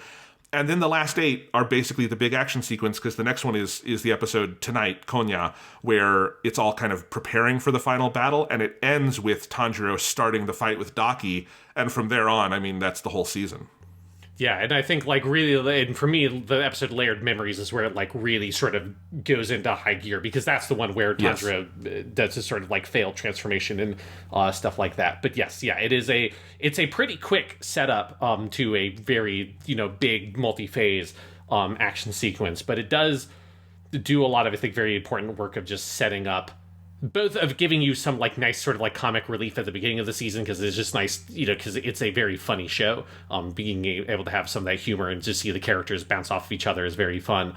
But also, like part of the kind of thematic construction of this arc is about the like, the sort of like darker, seedier side of, this kind of historical prostitution of, the two demons are children of a prostitute who were like abandoned and abused in the district and had to fend for themselves, and then they're taking all that abuse out back onto the district itself and like twisting it and corrupting it into this like even worse version of what it was, and then that like conflict and that tension exploding out very dramatically into destroying the entire fucking place.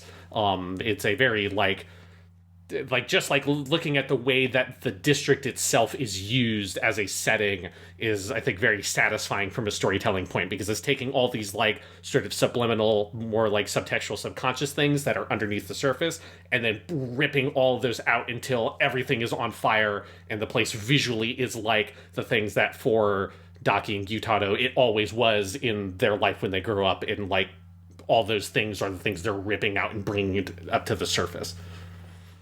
Definitely, I will say in the manga, this is either my favorite, or at the very least one of my favorite versions of the demons are very evil, and then we get the ending where we get all of the empathy with them, which we talked about a lot in the season 1 podcast, is something that makes Demon Slayer. That's the first thing that made me realize how special this series was when I watched season 1, is all those moments where Tanjiro will go up to the demon after he's killed it and like be empathetic towards it, and we will get its backstory. And I do think the Pleasure District arc might have the best version of that in the whole series, because the Daki Gyutaro backstory is just brutally heartbreaking. And because of how it's done, where we have gone through this whole thing of infiltrating the Pleasure District, learning about it, seeing the fun side of it at first, then the seedier side, then it explodes into action. Then by the time we learn the backstory, it's on fire and in flames and everything's just blown to hell. And that's where we learn about like where that fire came from, and that's the end of the season, and it is Tanjiro and Nezuko being there to learn it together.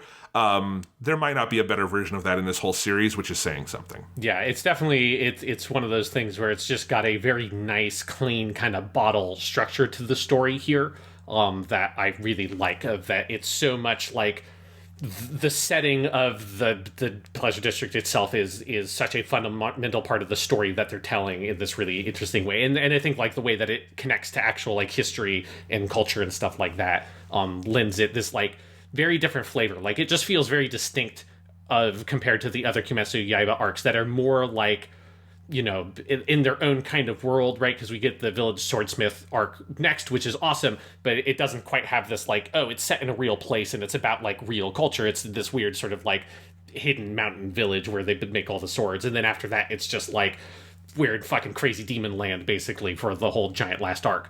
And there's something that it lets the Pleasure District arc get to be very unique within the structure of the whole series, which I think is very fun. Yeah, because this being historical Japan is thematically important to what Kimetsu does. Mm-hmm. It you might forget it in future seasons, but I will just say, assuming they adapt the actual ending of the manga, which I hope they do, it's really important that this is historical Japan. And so at the very least, we get this arc where they took it seriously. I mean, one of the best things this season does is it's the episode 9 when everything just goes to fucking hell at the end. You think they've won, and then there's the big explosion and all of that. And this is after that. This is the penultimate episode where they have won, but then Gyutaro's body blows up, and the end credits roll over an instrumental while we're just watching the fire and the smoke over the entertainment district. That is a stunning conclusion to that episode. Yeah, and it's just all the thoughtfulness of that setting and how it plays into the rest of the story is really cool. And it's the thing that I think, particularly having read the manga already and watching it in animated form, it was like the thing I was like kind of looking for in that early part of the story a little bit was like, how does like all those elements kind of play in and affects our characters in a different way? Because one thing is like I also love, we didn't really talk about Tanjiro in his sort of experience integrating in is so sort of delightful, where he's just the most hardworking, diligent person in the world. So of course, when it's sort of like sold to this house of prostitution, he just is like, well, okay, what can I do next? Okay, I'll take this and I'll scrub all the floors. It's like, okay, what next? Okay, let me lift like this like 500 giant boxes and just lift and take them up these stairs and like move this here, and like everybody loves him. Nobody actually believes that he's really a woman, which is such a funny scene at the end where he can so like, good. What do you mean you do? You have maybe the funniest Tanjiro moment ever is when he has to lie, and when he has to lie, he like his whole face contorts and he looks like up at the sky, and like he is animated in this super like deformed way because he's such a like good, honest person that just this little innocent white lie that is so necessary for him to be integrated, like he just can barely bring himself to fucking say it. And the manga as in the anime both does this, they like a little like information card, like a PSA. I'm like, did you know Tanjiro is such an honest, diligent person that when he lies, like he can't help but contort his entire body in the effort to lie to somebody. That is an incredibly funny moment. It's phenomenal. I fucking love it. So good. We haven't talked about maybe the funniest thing in those early episodes, which is Tengen Uzui's muscle mice. Yes. Oh my god. I remember reading that in the manga and being like, this is the greatest thing in this entire fucking series, is the muscular mice bringing Inosuke his swords. Oh my god, I love those characters. Yes, yeah, it's just a little tiny thing. And I love, like, it comes up again a couple of times of, like, when Zenitsu is freed, there's like a little, it's like, by the way, his sword was brought to him by the muscular mice brigade or whatever. Yes. Yes. That it just totally feels like this random thing that like Gotouge was writing the manga and realized, oh, where are their swords? What should I do about that? Oh, what about muscle mice? And it's just a great little idea. Because they're called ninju, which means like ninja beasts. So it's a very like ninja fantasy kind of thing of, you know, like it's a bunch of characters have this kind of shit in Naruto where they train, you know, like super ninja dogs and shit like that. I don't think I've ever seen ninja mice before, but it's like kind of playing off of that idea. But I love the way they're drawn. These like little cartoon mice with like these like Arnold Schwarzenegger bodies with little mice heads. It's very good. Yes. You know, and overall, I think the overall character balance of this season I love. For those who haven't read the manga, this is sort of the last arc that is really Zenitsu, Inosuke, and Tanjiro together as your sort of main force. All of those characters are still in the rest of the manga and have really great stuff left to come, but they're not necessarily a 3-man unit again like this. And this is such a great version of that. They bounce off each other so well. They all have such phenomenal moments. Zenitsu, for a couple episodes there, you go, he's asleep, he's not talking, does he get to do anything cool? And then he does the coolest shit in the whole fucking arc. Inosuke, you all know how much I love Inosuke. He's my boy. He's my favorite character in the show. He's one of my favorite vocal performances ever. The moment in, I think it's the episode called Tonight, where he realizes the demon is under this hole in the ground, so he just dislocates every bone in his body so he can go down the hole, which sets up the moment where he survives because he can move his heart inside his body. Man, Inosuke gets a big moment because he's the one who goes in and cuts off Daki's head that first time when we think we're going to win, and then everything goes to hell. And then, of course, Tanjiro gets a bunch of great stuff off of both of them. We got that great moment. This is also in the episode Tonight, where Inosuke and Tanjiro are on top of the roof, and Inosuke just starts hitting Tanjiro over and over again, which has become one of my favorite GIFs on the internet. So it's so good. Yeah, both Inosuke and Zenitsu get so much good stuff. And I think particularly Zenitsu, shines a lot in this arc because he's the character who obviously has, the most character growth because he's the most, extreme character with his, cowardness and all that kind of stuff that you have to, kind of contort a little bit the narrative in order to get him to actively fight. But he has, this really great, powerful, heroic moment early in the season that's kind of, part of the inciting incident that sets up the whole battle, which is he stands up to Daki, knowing that she's a demon. He figures that out immediately, and he pegs that she's an upper rank demon, but still stands up to her because she's abusing that little girl at the brothel, and grabs her arm and all that kind of stuff. And it's a thing that it's very satisfying. And it makes it sort of worth it that you get all the fun jokes of him technically being asleep when he's doing all the crazy action stuff in the second half, which leads to some of the best lines from Inosuke as he's just completely baffled by what the fuck's happening with Zenitsu. But that is all predicated also by the fact that fully awake Zenitsu is a much more kind of confident, bold character that when push comes to shove, he really will stand up for people. And I think that that's a really great moment for that character. Yeah. Well, and it comes back because when he basically squares off with Daki at the end of the season in his sleep mode, he still is thinking about that and brings it back and asks it. And the vocal performance there is so good. I love how he vacillates between scared Inosuke and confident, sleepy Inosuke. Or not Inosuke, sorry, Zenitsu. Yeah.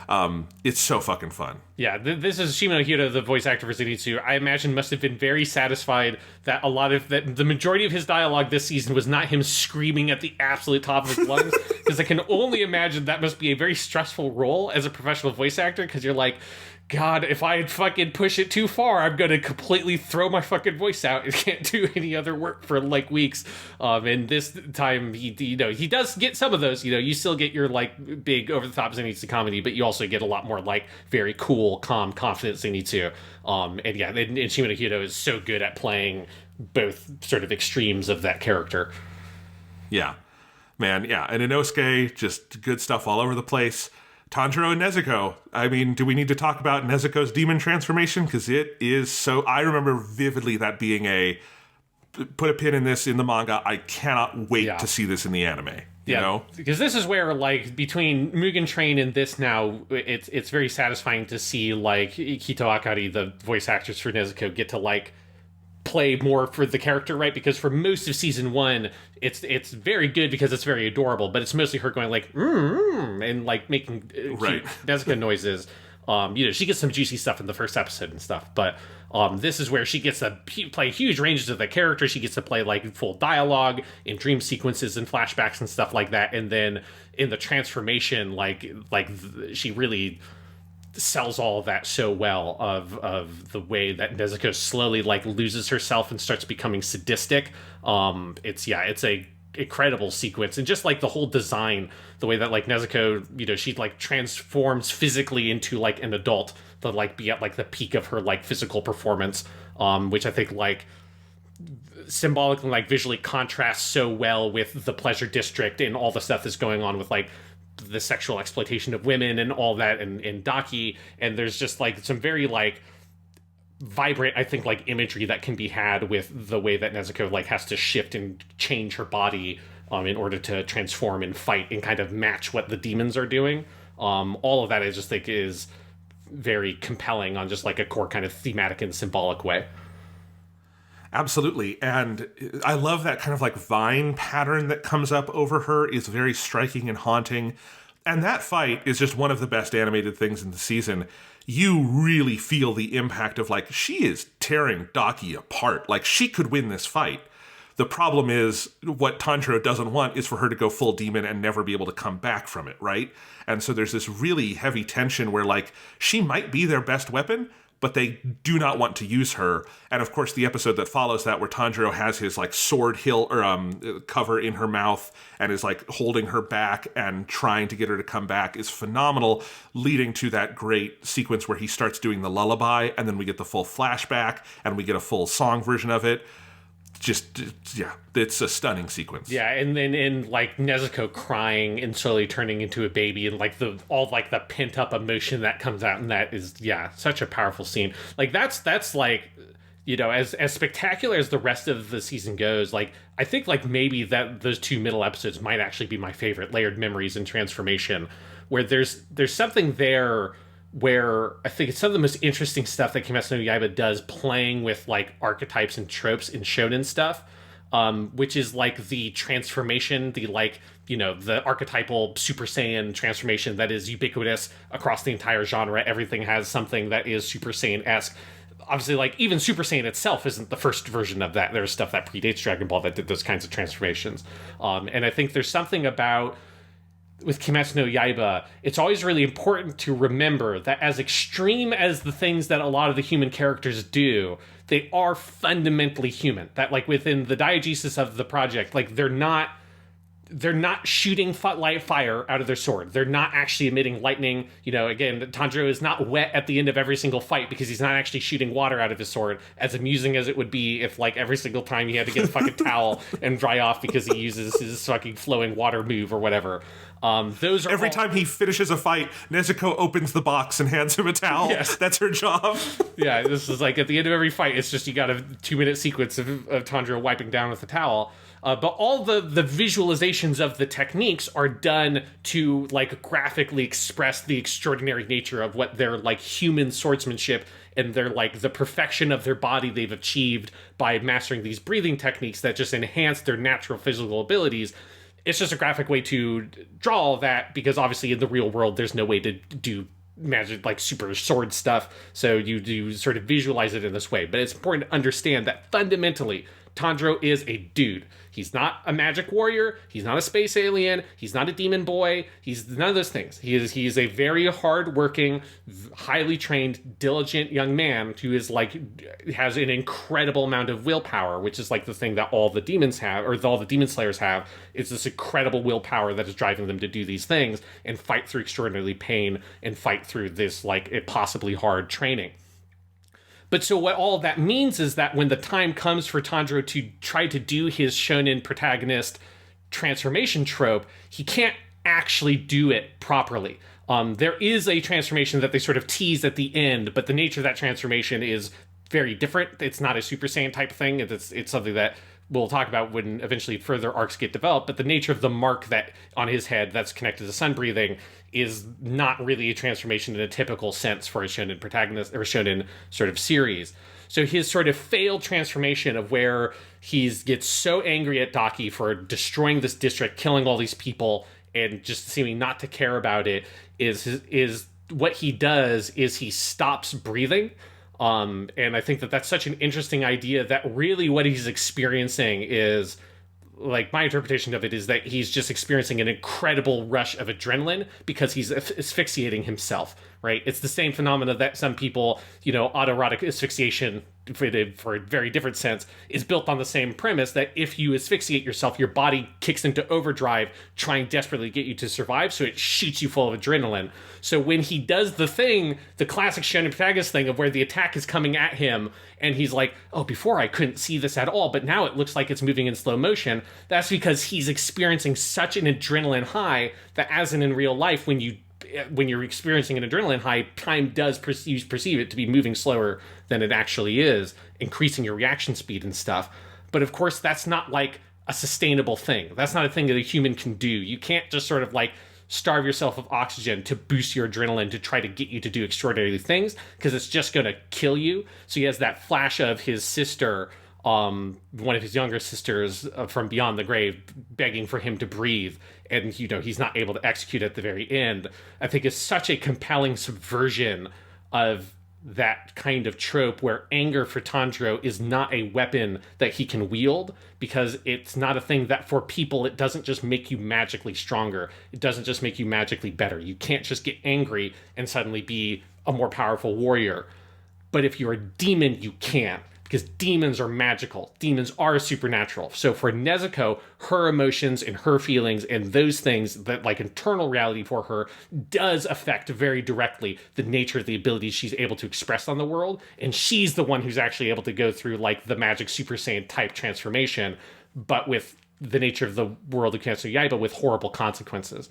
So I think that like dual dynamic at the midpoint of the season, that I think sets up the nature of the rest of the fight, that is the lesson that Tanjiro has to learn, is that he alone, through his emotions, can't just magically get more powerful. He has to like dig in, fight with people, think about what he's doing, and work as a team, and never give in, and always fight as a human. That's the only way that he can possibly try to live through this fight. And I think that the way that plays with that core shonen trope in the middle of the season, in the middle of this arc, is such a great stroke of storytelling genius. Oh, I completely agree. I think if I had to pick the best episode of the season, I do think it's Layered Memories, although episode 10, the Never Give Up, is very much up there. Uh-huh. But I do think that inversion is very smart, because it is, and it's not like we've never seen this in shonen, like, Gohan going Super Saiyan 2, the point of that is his anger stops him from actually doing the thing, right? And that's what gets Goku killed. So it's not like no one's ever played with this, but I do love that both halves of our main character, Tanjiro and Nezuko, both have this rage-filled transformation, and it's bad for both of them, and neither of them can use it. It's not like at the end of the season when Tanjiro is on his last legs trying to defeat Gyutaro, he doesn't open the box and say, like, Nezuko, get angry, right? Mm-hmm. Like, he doesn't do that, because that's not, they'd rather die than have her, become an evil demon, right? So I love that is our midpoint. Tanjiro does come very close to winning the fight. He wouldn't have actually won, we know later, but from what we know at the moment, he would have won.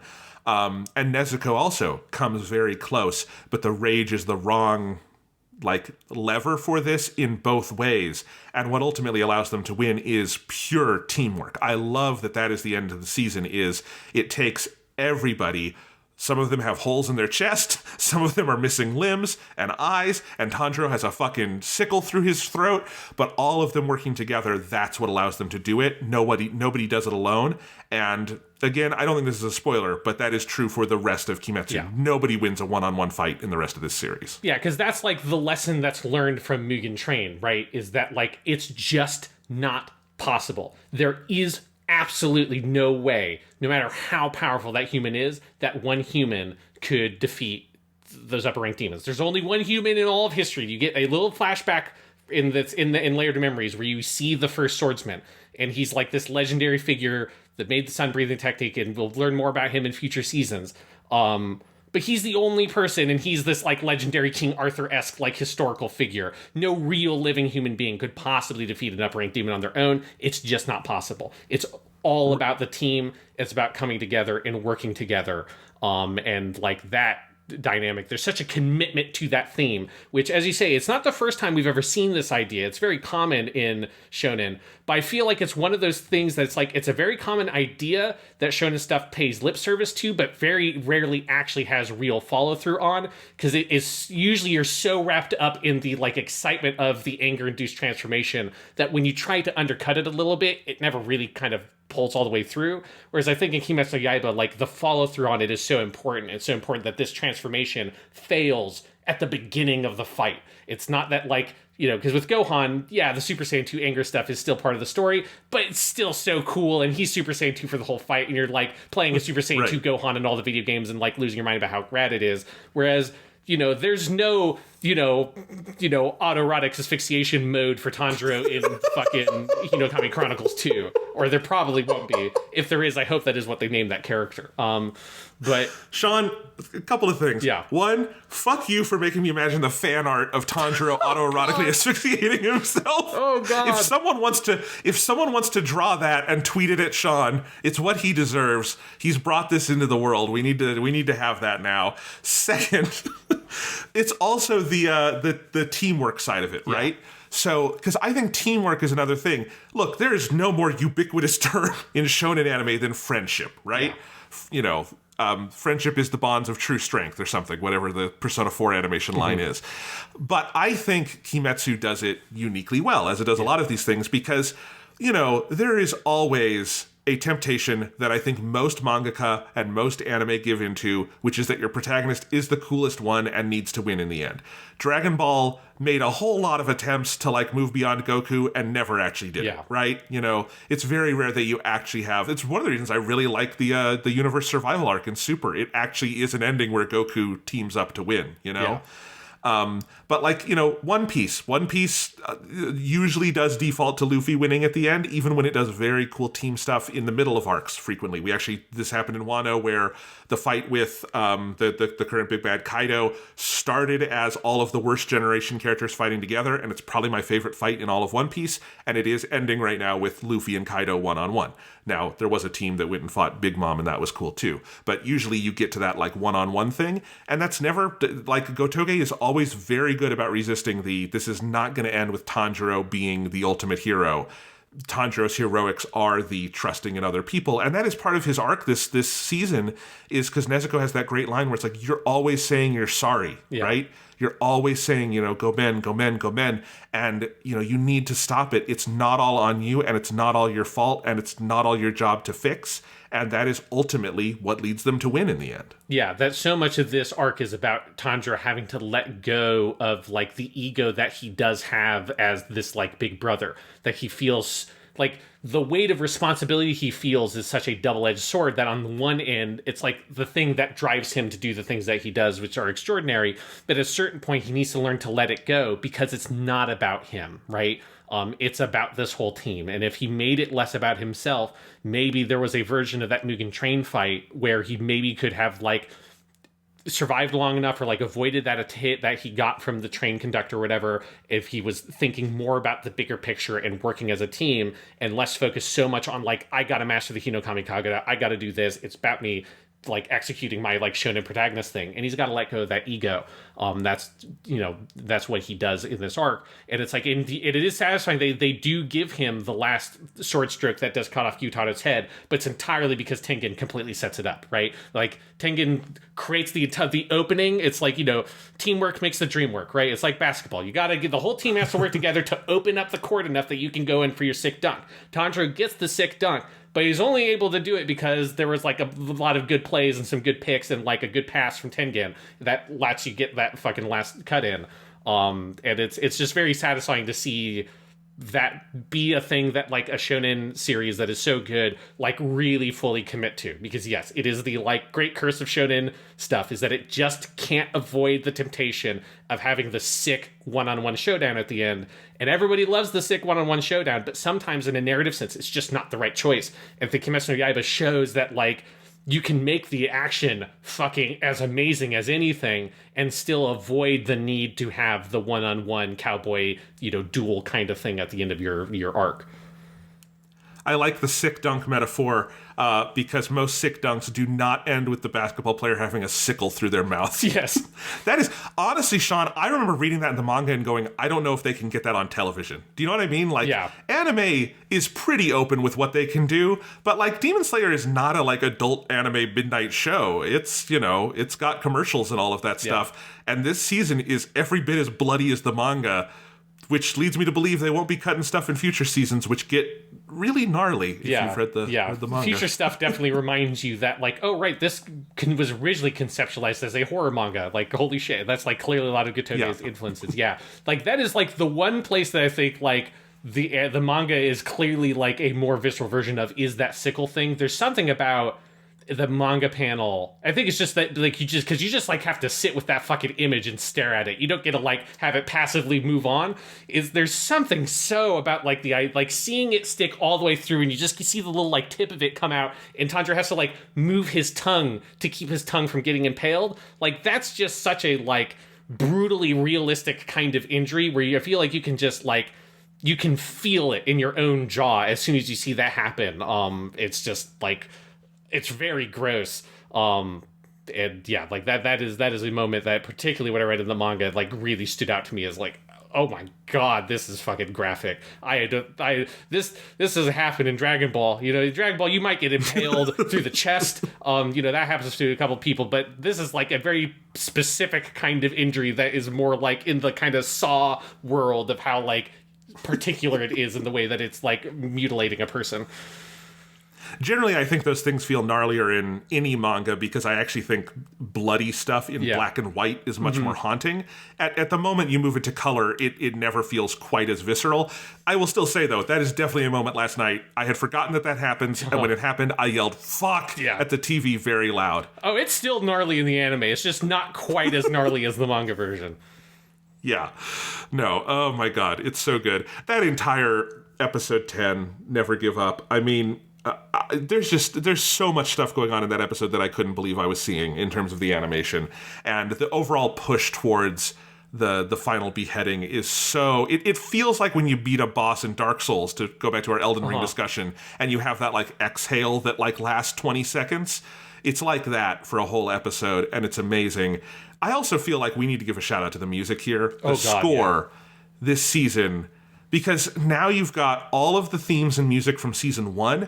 You've got all of the music from Mugen Train, which was amazing, and all of that is in the pot, along with now all of the new themes they've come up with for season 2, and it's really virtuosic. Just the composers are just pulling from all of these different threads, throwing out new music. They're making all of these really cool associations, like the moment where Tengen comes back in after after we think he's dead and he's lost his arm and he goes back into the fight. That is it's playing with a version of the theme from when Rengoku goes in to die, basically. And so it's like shifting that to like, but now this is life. He's living and he's doing it. There's just all sorts of like really, really smart associations like that in the music, and it is also just impossibly rousing. It's basically movie quality anime music for 11 episodes. It's one of the most impressive parts of this season. Yeah, I think it's definitely one of the areas where they stepped up their game even more from season 1. Not to say that season 1 was lacking. It's still a great score, but I think like Mugen Train being a movie, like really they like went to town on that score. It's why like the score is like predominantly untouched in the TV version, because it's just like the score is so good and it's such a like particular score to the movie, and they clearly it was like working as like a whole project like directly with that music because of how well scored it is to all the action.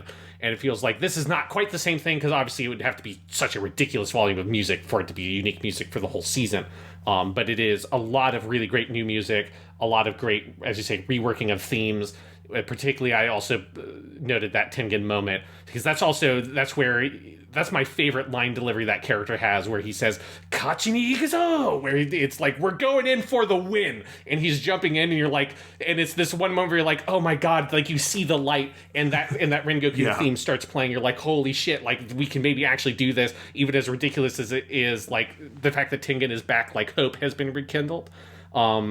I also particularly love there's a instrumental version of Homura that plays at the scene where Mr. Rengoku, it's a flashback to Mr. Rengoku sending a letter to Tanjiro about the sun breathing and the mark on the forehead, and Tanjiro, and this sets up the, like, he's not really a chosen one, he's not a Super Saiyan, like, this is not the kind of person Tanjiro is, it's like, no, this isn't some sort of magic mark I was born with, I got burned on my forehead. And then Homura is playing throughout that whole sequence. And, like, that is such a great little musical, like, touchstone and stuff like that. So, yeah, Go Shina and Yuki Kajiura, who we talked about someone on the Gundam Seed podcast because she was part of that team and did a lot of the end credit themes and stuff like that. They're just, like, at their top of the game and just have, like, continued to improve. And it is really amazing stuff in this season. I'm glad you brought up that scene, because that's probably, if I had to pick one reason why Layered Memories is my favorite episode, it's that scene. Because that is one of my favorite moments in the manga, because it's the same thing where we get that, it's kind of hopeless, and then there's that cut to Mr. Rengoku writing the letter, and then it's Tanjiro, clearly in the past, has read this letter and thought about it, but we're getting it all presented in the moment here, and one of my favorite moments in the manga, how do you improve upon it? Well, you have Hanai Natsuki doing the vocal, and you have a new instrumental version of Homura under all of that, just to make you weep tears of unfathomable sadness. It's incredible. Yeah, and it's one of those things of, like, this is another theme that we will see, like, got into in more detail that is one that I think a lot of shonen stuff pays lip service to and doesn't have much follow through.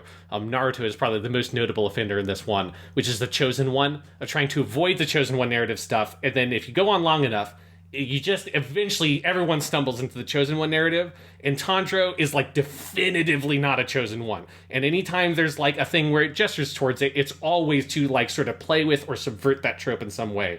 And this is, like, the first clear instance of it, of him being like, no, like, I was not born with this mark. This is just a weird scar that looks somewhat similar to the birthmark that his father did have. And I love that, of just, like, him being like, nope, I'm not the legendary warrior prophecy or anything like that. Like, I can't even really use the Hinokami Kagura that well. That's the other thing he needs to learn, is how to blend that and his water breathing style. It's like he just has to do the best he can with what he's got, because he's not Superman, you know, and it's just like he's just not that kind of character. Yeah. Well, what else should we say about season 2 before we look on towards the future? We've sort of talked around it a little bit because it's obviously such an obvious thing that we talked about a lot with season 1, but I do just have to really emphasize how incredibly good Hanai Natsuki's vocal performance is. Yes. It's unbelievable. I mean, it is definitely the best of, like, performance of this flavor, certainly going on today, and maybe, like, ever. Like, it's just the amount of energy and strength he brings to the character in, like, the, like, big moments, and the, like, real compassion and warmth in the more kind of, like, slice of life kind of moments. It's just such a fully lived in performance, and it's particularly impressive to me because, again, I am an avid follower of his YouTube channel where he does video game videos and stuff. So it's like I hear this dude's voice like every other day for like 30 minutes or something, watching one of his videos playing video games, and it's like I'm so used to hearing his voice, and the fact that like completely melts away when he's playing Tanjiro. And it's not like Tanjiro, he's not changing his voice much. It's just like, I mean, it's basically like Hanai Natsuki, but, playing a character, but he's not vocally adjusting his voice in any big way.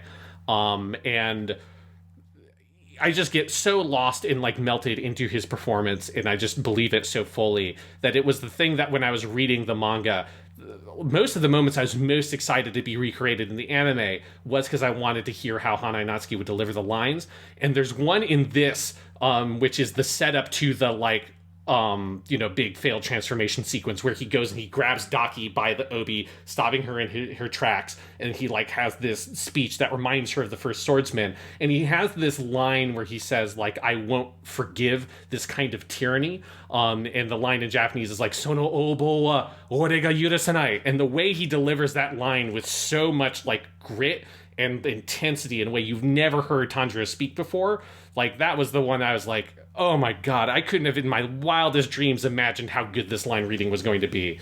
And it's like that for like every major scene that Tanjiro has in this whole season. Yeah, it is such a special performance, because I think when you think of the big shonen protagonist voices, I always think of kind of like Masako Nozawa and that sort of lineage. Like her and Mayumi Tanaka as Luffy or Junko Takeuchi as Naruto or any of those, right? Yeah. Where phenomenal A+ Mount Rushmore performances, right? Like just phenomenal pieces of voice acting. But for characters who are, they have a lot of complexity and a lot of things we love about them, but they're kind of fundamentally superheroes, right? Yes. They're very larger than life, and that is part of what makes those vocal performances so good, and I think also hard to capture in English, is that like larger than life quality. What's special about Tanjiro on the page, and then what Hanai Natsuki does with it, is he's not a superhero. This is a performance that 30 degrees to the left could be in a slice of life anime, you know? Yeah. It has to get really big. I can imagine like Mayumi Tanaka, the actress, doing a slice of life anime. I can't imagine Luffy, the performance, being in that, right? Yes. Yeah. The thing about Tanjiro is I can, and there's just that level of like human nuance to it that he's allowed to play because of what's in the manga, what's on the page. And it's an actor, you know, rising to meet that moment. And it's a really, really special performance because of that. It really does sound like something, like I wouldn't say, you know, better or worse or anything than any other performance, but I would say it's very different than what you've generally heard from this genre. Yeah, and it's a thing where like as the series goes on and like Tanjiro like has to dig like into deeper and like other emotions, it's just very exciting to see that performance bring all that out as well. And then of course the other big You know what? Oh yeah, go ahead. Sorry. Well, I was going to say, you know what I think might be the closest analog for this performance is what's her name? The woman who does Shinji in Neon Genesis Evangelion. Megumi Ogata. Yeah, Megami. I think I would kind of compare it maybe to that, of like it's a performance that is startling in its kind of like nuanced humanity. You know, it is not a big anime, like it is heroic, but it is not a mascot kind of performance. Yeah, it's more like grounded and more relatable while being in this like fairly extreme setting. Yeah, I think that's a very good comparison. The other performance, of course, I have to talk about because it's amazing and it's also very near and dear to me, is Miyuki Sawashiro as Daki. Holy fucking shit! Like she's really good. She's so good. In particular, I think one of the most fun things about watching this season, having already read the manga, is the early scenes with Daki, and how much Miyuki Sawashiro is like so lived in as that character. That, like, since both of us know, like, what that character actually is, that she's not, like, big, scary demon lady. Really, she's a spoiled brat. That's kind of her character. But you're not really supposed to know that early on. And that she's supposed to be more like, oh, God, this is the demon. Like, this is the one to be feared. And it's more that character's undercut in a very interesting way later once Gyutaro is introduced. But I think Miyuki Sawashiro is so is such a lived-in feeling performance that if you know that that's where the character is going, you can hear all of that dynamic in the voice and in that performance. Like that she is totally this spoiled little girl that is just very, very pleased at getting everything exactly the way that she wants. But not because she's actually a queen-like figure, which I think is what you're meant to see the character as, is an almost Haman Karn-esque, like this is a queen of the universe kind of like empress kind of character. And that's the thing that Daki wants to be, but she's so far away from that in actuality. And I think Miyuki Sawashiro, like, that element of the character is imbued into the entire performance. And as it goes on and more layers of the kind of like thing she's put on top of herself gets stripped off, and you see how much she's this little like spoiled girl underneath all of that. It's an incredible performance with just like such a range of emotions for the character, with also just a bunch of very interesting, like surprising line deliveries. Like I think the moment when Tanjiro is coming in to cut off her head in the Layered Memories episode, and she has this very taken aback reaction of like, there's no way he could possibly get this. Oh, how is he? Am I going to get my head cut off? And like the very flat way she delivered that, I thought was like a really interesting, cool line delivery.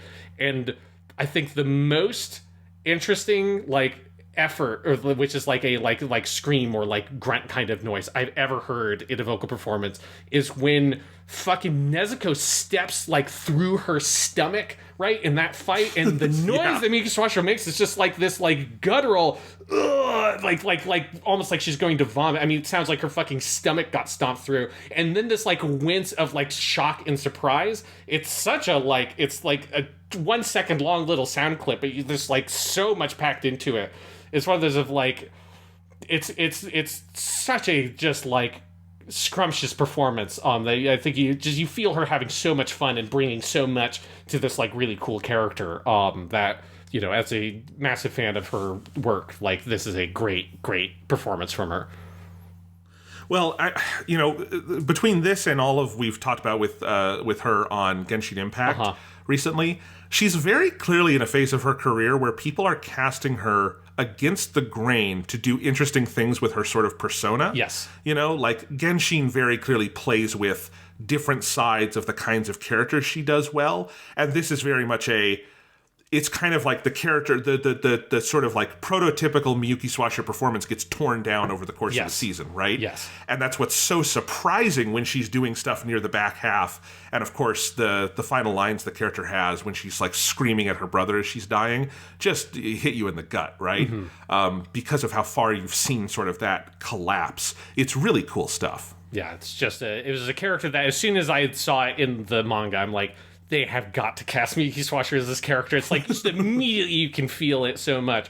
And then when that casting announcement came in, I'm like, yes, exactly, very good. But even then, like knowing all of that, I was still like, you know, it's the thing that's true with her with like anything. Like I've never seen a thing where it feels like she's just doing a normal performance or kind of like, you know, just like sort of phoning it in or anything like that. She always really like brings 110% to it. And she really did for this one. This is a little bit of an aside. I want to mention really quickly, just because a thought occurred to me because we're talking about Miyuki Swasho. I did find out recently, because I was looking up something about her. I think it was after we talked about the Raiden Shogun stuff. I saw at her credits that she's playing the main Digimon on the current Digimon Ghost Game show that is ongoing. And I saw that, and I watched some clips of it, and it's like, holy shit, she's basically playing like a baby character in Digimon, but she is like right now, if you want to see Miyuki Swasho play a baby dinosaur, that's happening right now in the currently airing Digimon show, and it seems kind of fucking amazing. I didn't know they'd started another. I thought that the last one had finished. So they've already started another one? Yeah, well, the last one was like a remake of the original Digimon Adventure. This is Digimon Ghost Game, which is, like an actual new ongoing show. New one, okay. Yeah, oh, my, it only started in October. Yeah, okay. Well, fuck, I kind of want to watch that now. Yeah, that sounds good. Cool. Yeah, that seems awesome. I also, Sean, I think maybe the performance that struck me most this season was Gyutaro, who is voiced by Ryota Osaka, who we would have talked about recently because one of his first roles was Klim Nick on Reconquista in G, the Gundam show. That was like his third year of voice acting and one of his first leading roles. And we love our boy Klim Nick, right? Yes, the genius himself. Yes. Gyutaro doesn't sound anything like that. You would not be able to recognize it by voice, but I just wanted to mention that. You know, Gyutaro is a character with like a very exaggerated speech pattern. Mm-hmm. He's always ending his sentences in na, which I was actually surprised to see the subtitles basically do not try to get across at all, because that's a very easy thing to translate if you want to do. He's basically going, huh, at the end of all his sentences, you know? But it's a very exaggerated speech pattern, but it's not just an exaggerated like gag performance. There's a lot to it. Like there's a lot of like sinisterness. It's a great villain voice. The scene when Tanjiro thinks they've all lost and he's backing away and he's just tormenting Tanjiro when he breaks his fingers. That we forgot to talk about that. That is fucking brutal. And the way they animate it, they choose to just paint them purple for the rest of the season. It looks so fucked up and brutal. Because they already do so much detail on Tanjiro's hands in the anime to like keep that sense of like they're all, you know, like calloused and stuff. And then you have the broken fingers. Anyway, he's very menacing in that scene. But then for the finale of this season with the big flashback, he narrates that whole thing. And so Gyutaro has the most dialogue in the finale. And it is a tremendous performance that like really, again, it's as part from the manga that I deeply loved. And I think the way he does it, and it is still Gyutaro, and you see that like he was like that since he was a kid because of what the world basically made him into, but you see where that voice comes from, and you see the humanity underneath it. And, for a performance that's only in the last 4 episodes of this season, it left a huge impression on me. Yeah, no, it is a really great performance. And yeah, it's particularly those last 2 episodes, like the scene of him berating Tanjiro, particularly because, since I rewatched it, like it was very fresh.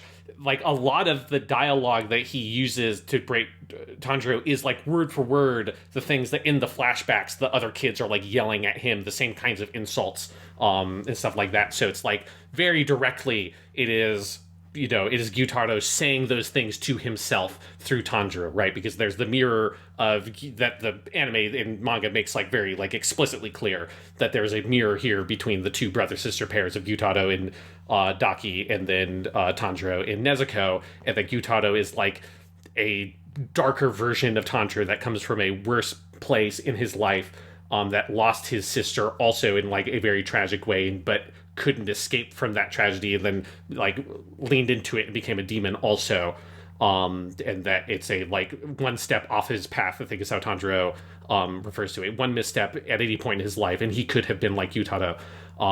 And yeah, the way that I think you get that humanity coming through and like the pain that character suffered in the penultimate episode as he's yelling at Tanjiro, but really yelling at himself in his past, who he was not able to protect his sister.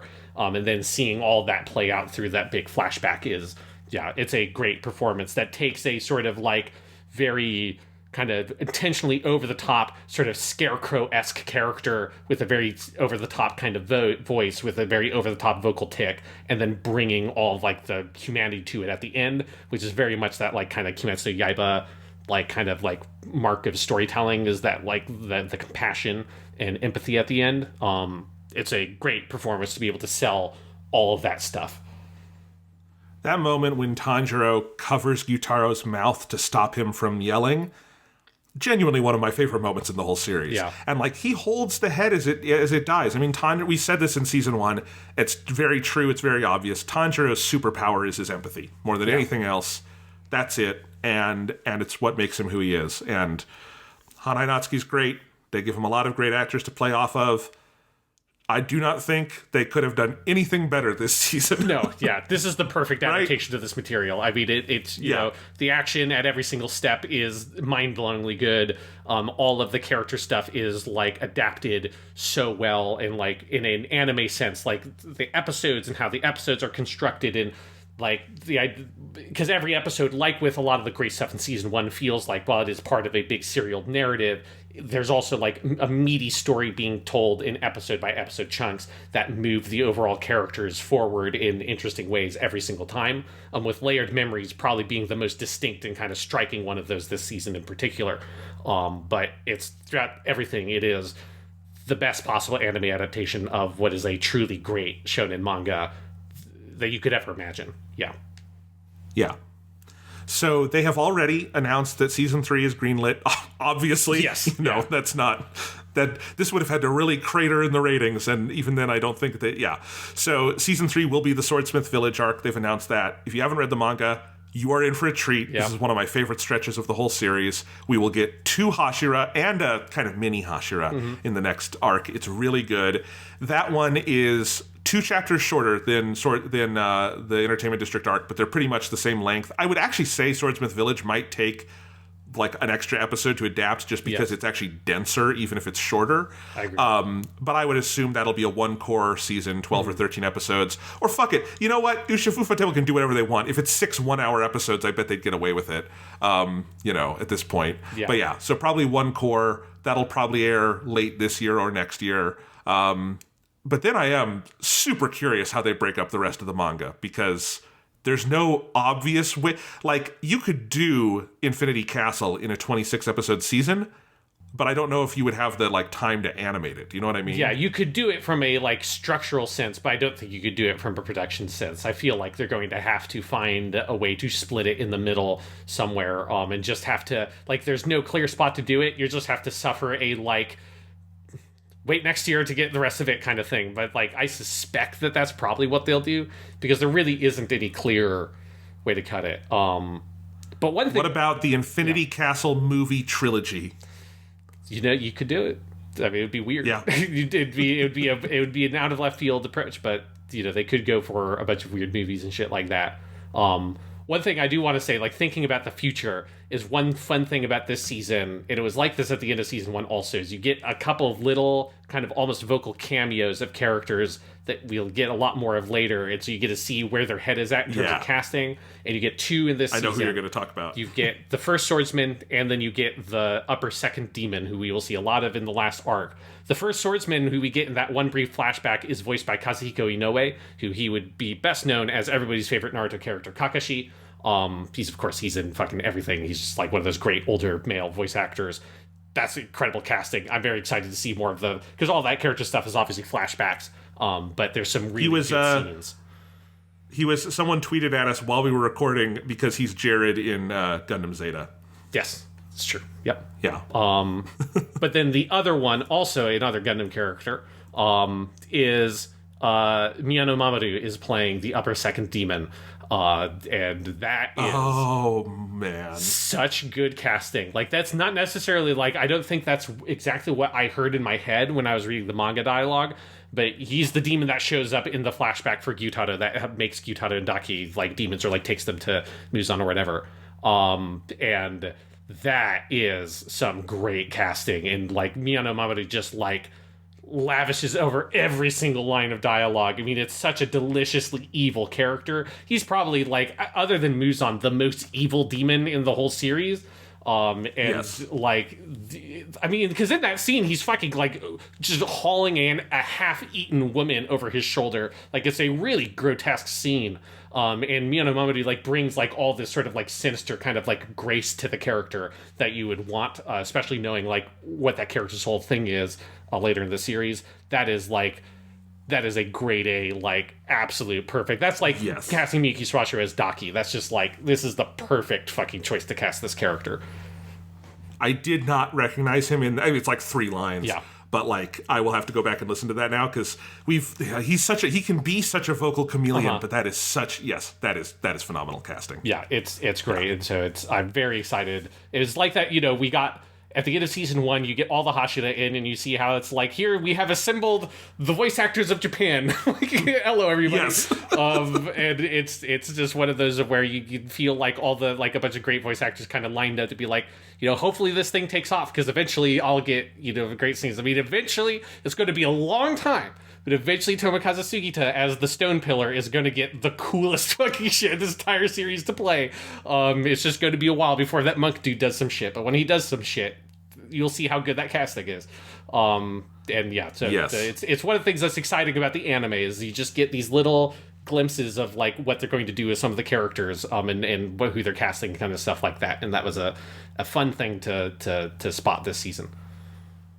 I am curious how they're gonna, or not how they're gonna do anything, but how the public will react to some things in Swordsmith Village, because Zenitsu and Inosuke are not in that arc. They appear at the very beginning. We really don't see them again until the training arc after that. So we might go a while without any significant Zenitsu or Inosuke. It does make me wonder if they will append the very short training arc before Infinity Castle to the Swordsmith Village episodes, just to round out some of the extra cast and whatnot. You could do it if you went 13 episodes, I think. Yeah.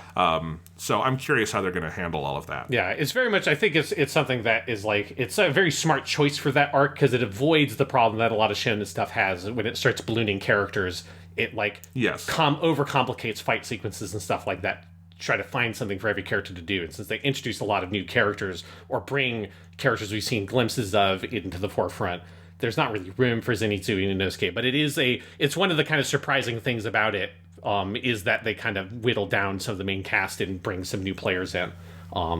It's very much worth it. If that makes you sound disappointed, just know that, like, you're going to meet a character named Muichiro who's going to make you cry, and you're going to meet a really cool love hashira. There's just all sorts of good stuff next season. Yeah, and now, Jonathan, because you've watched Iron-Blooded Orphans, Kawanishi Kengo, the voice actor for Mikazuki from Iron-Blooded Orphans, is Muichiro in Kimetsu Yaiba. So now, Jesus Christ, that's good casting. So now you'll have that experience. Like, that actor's, like, other most famous role. So you'll know that now going into Swordsmith Village to watch that, because that's a fun one for that.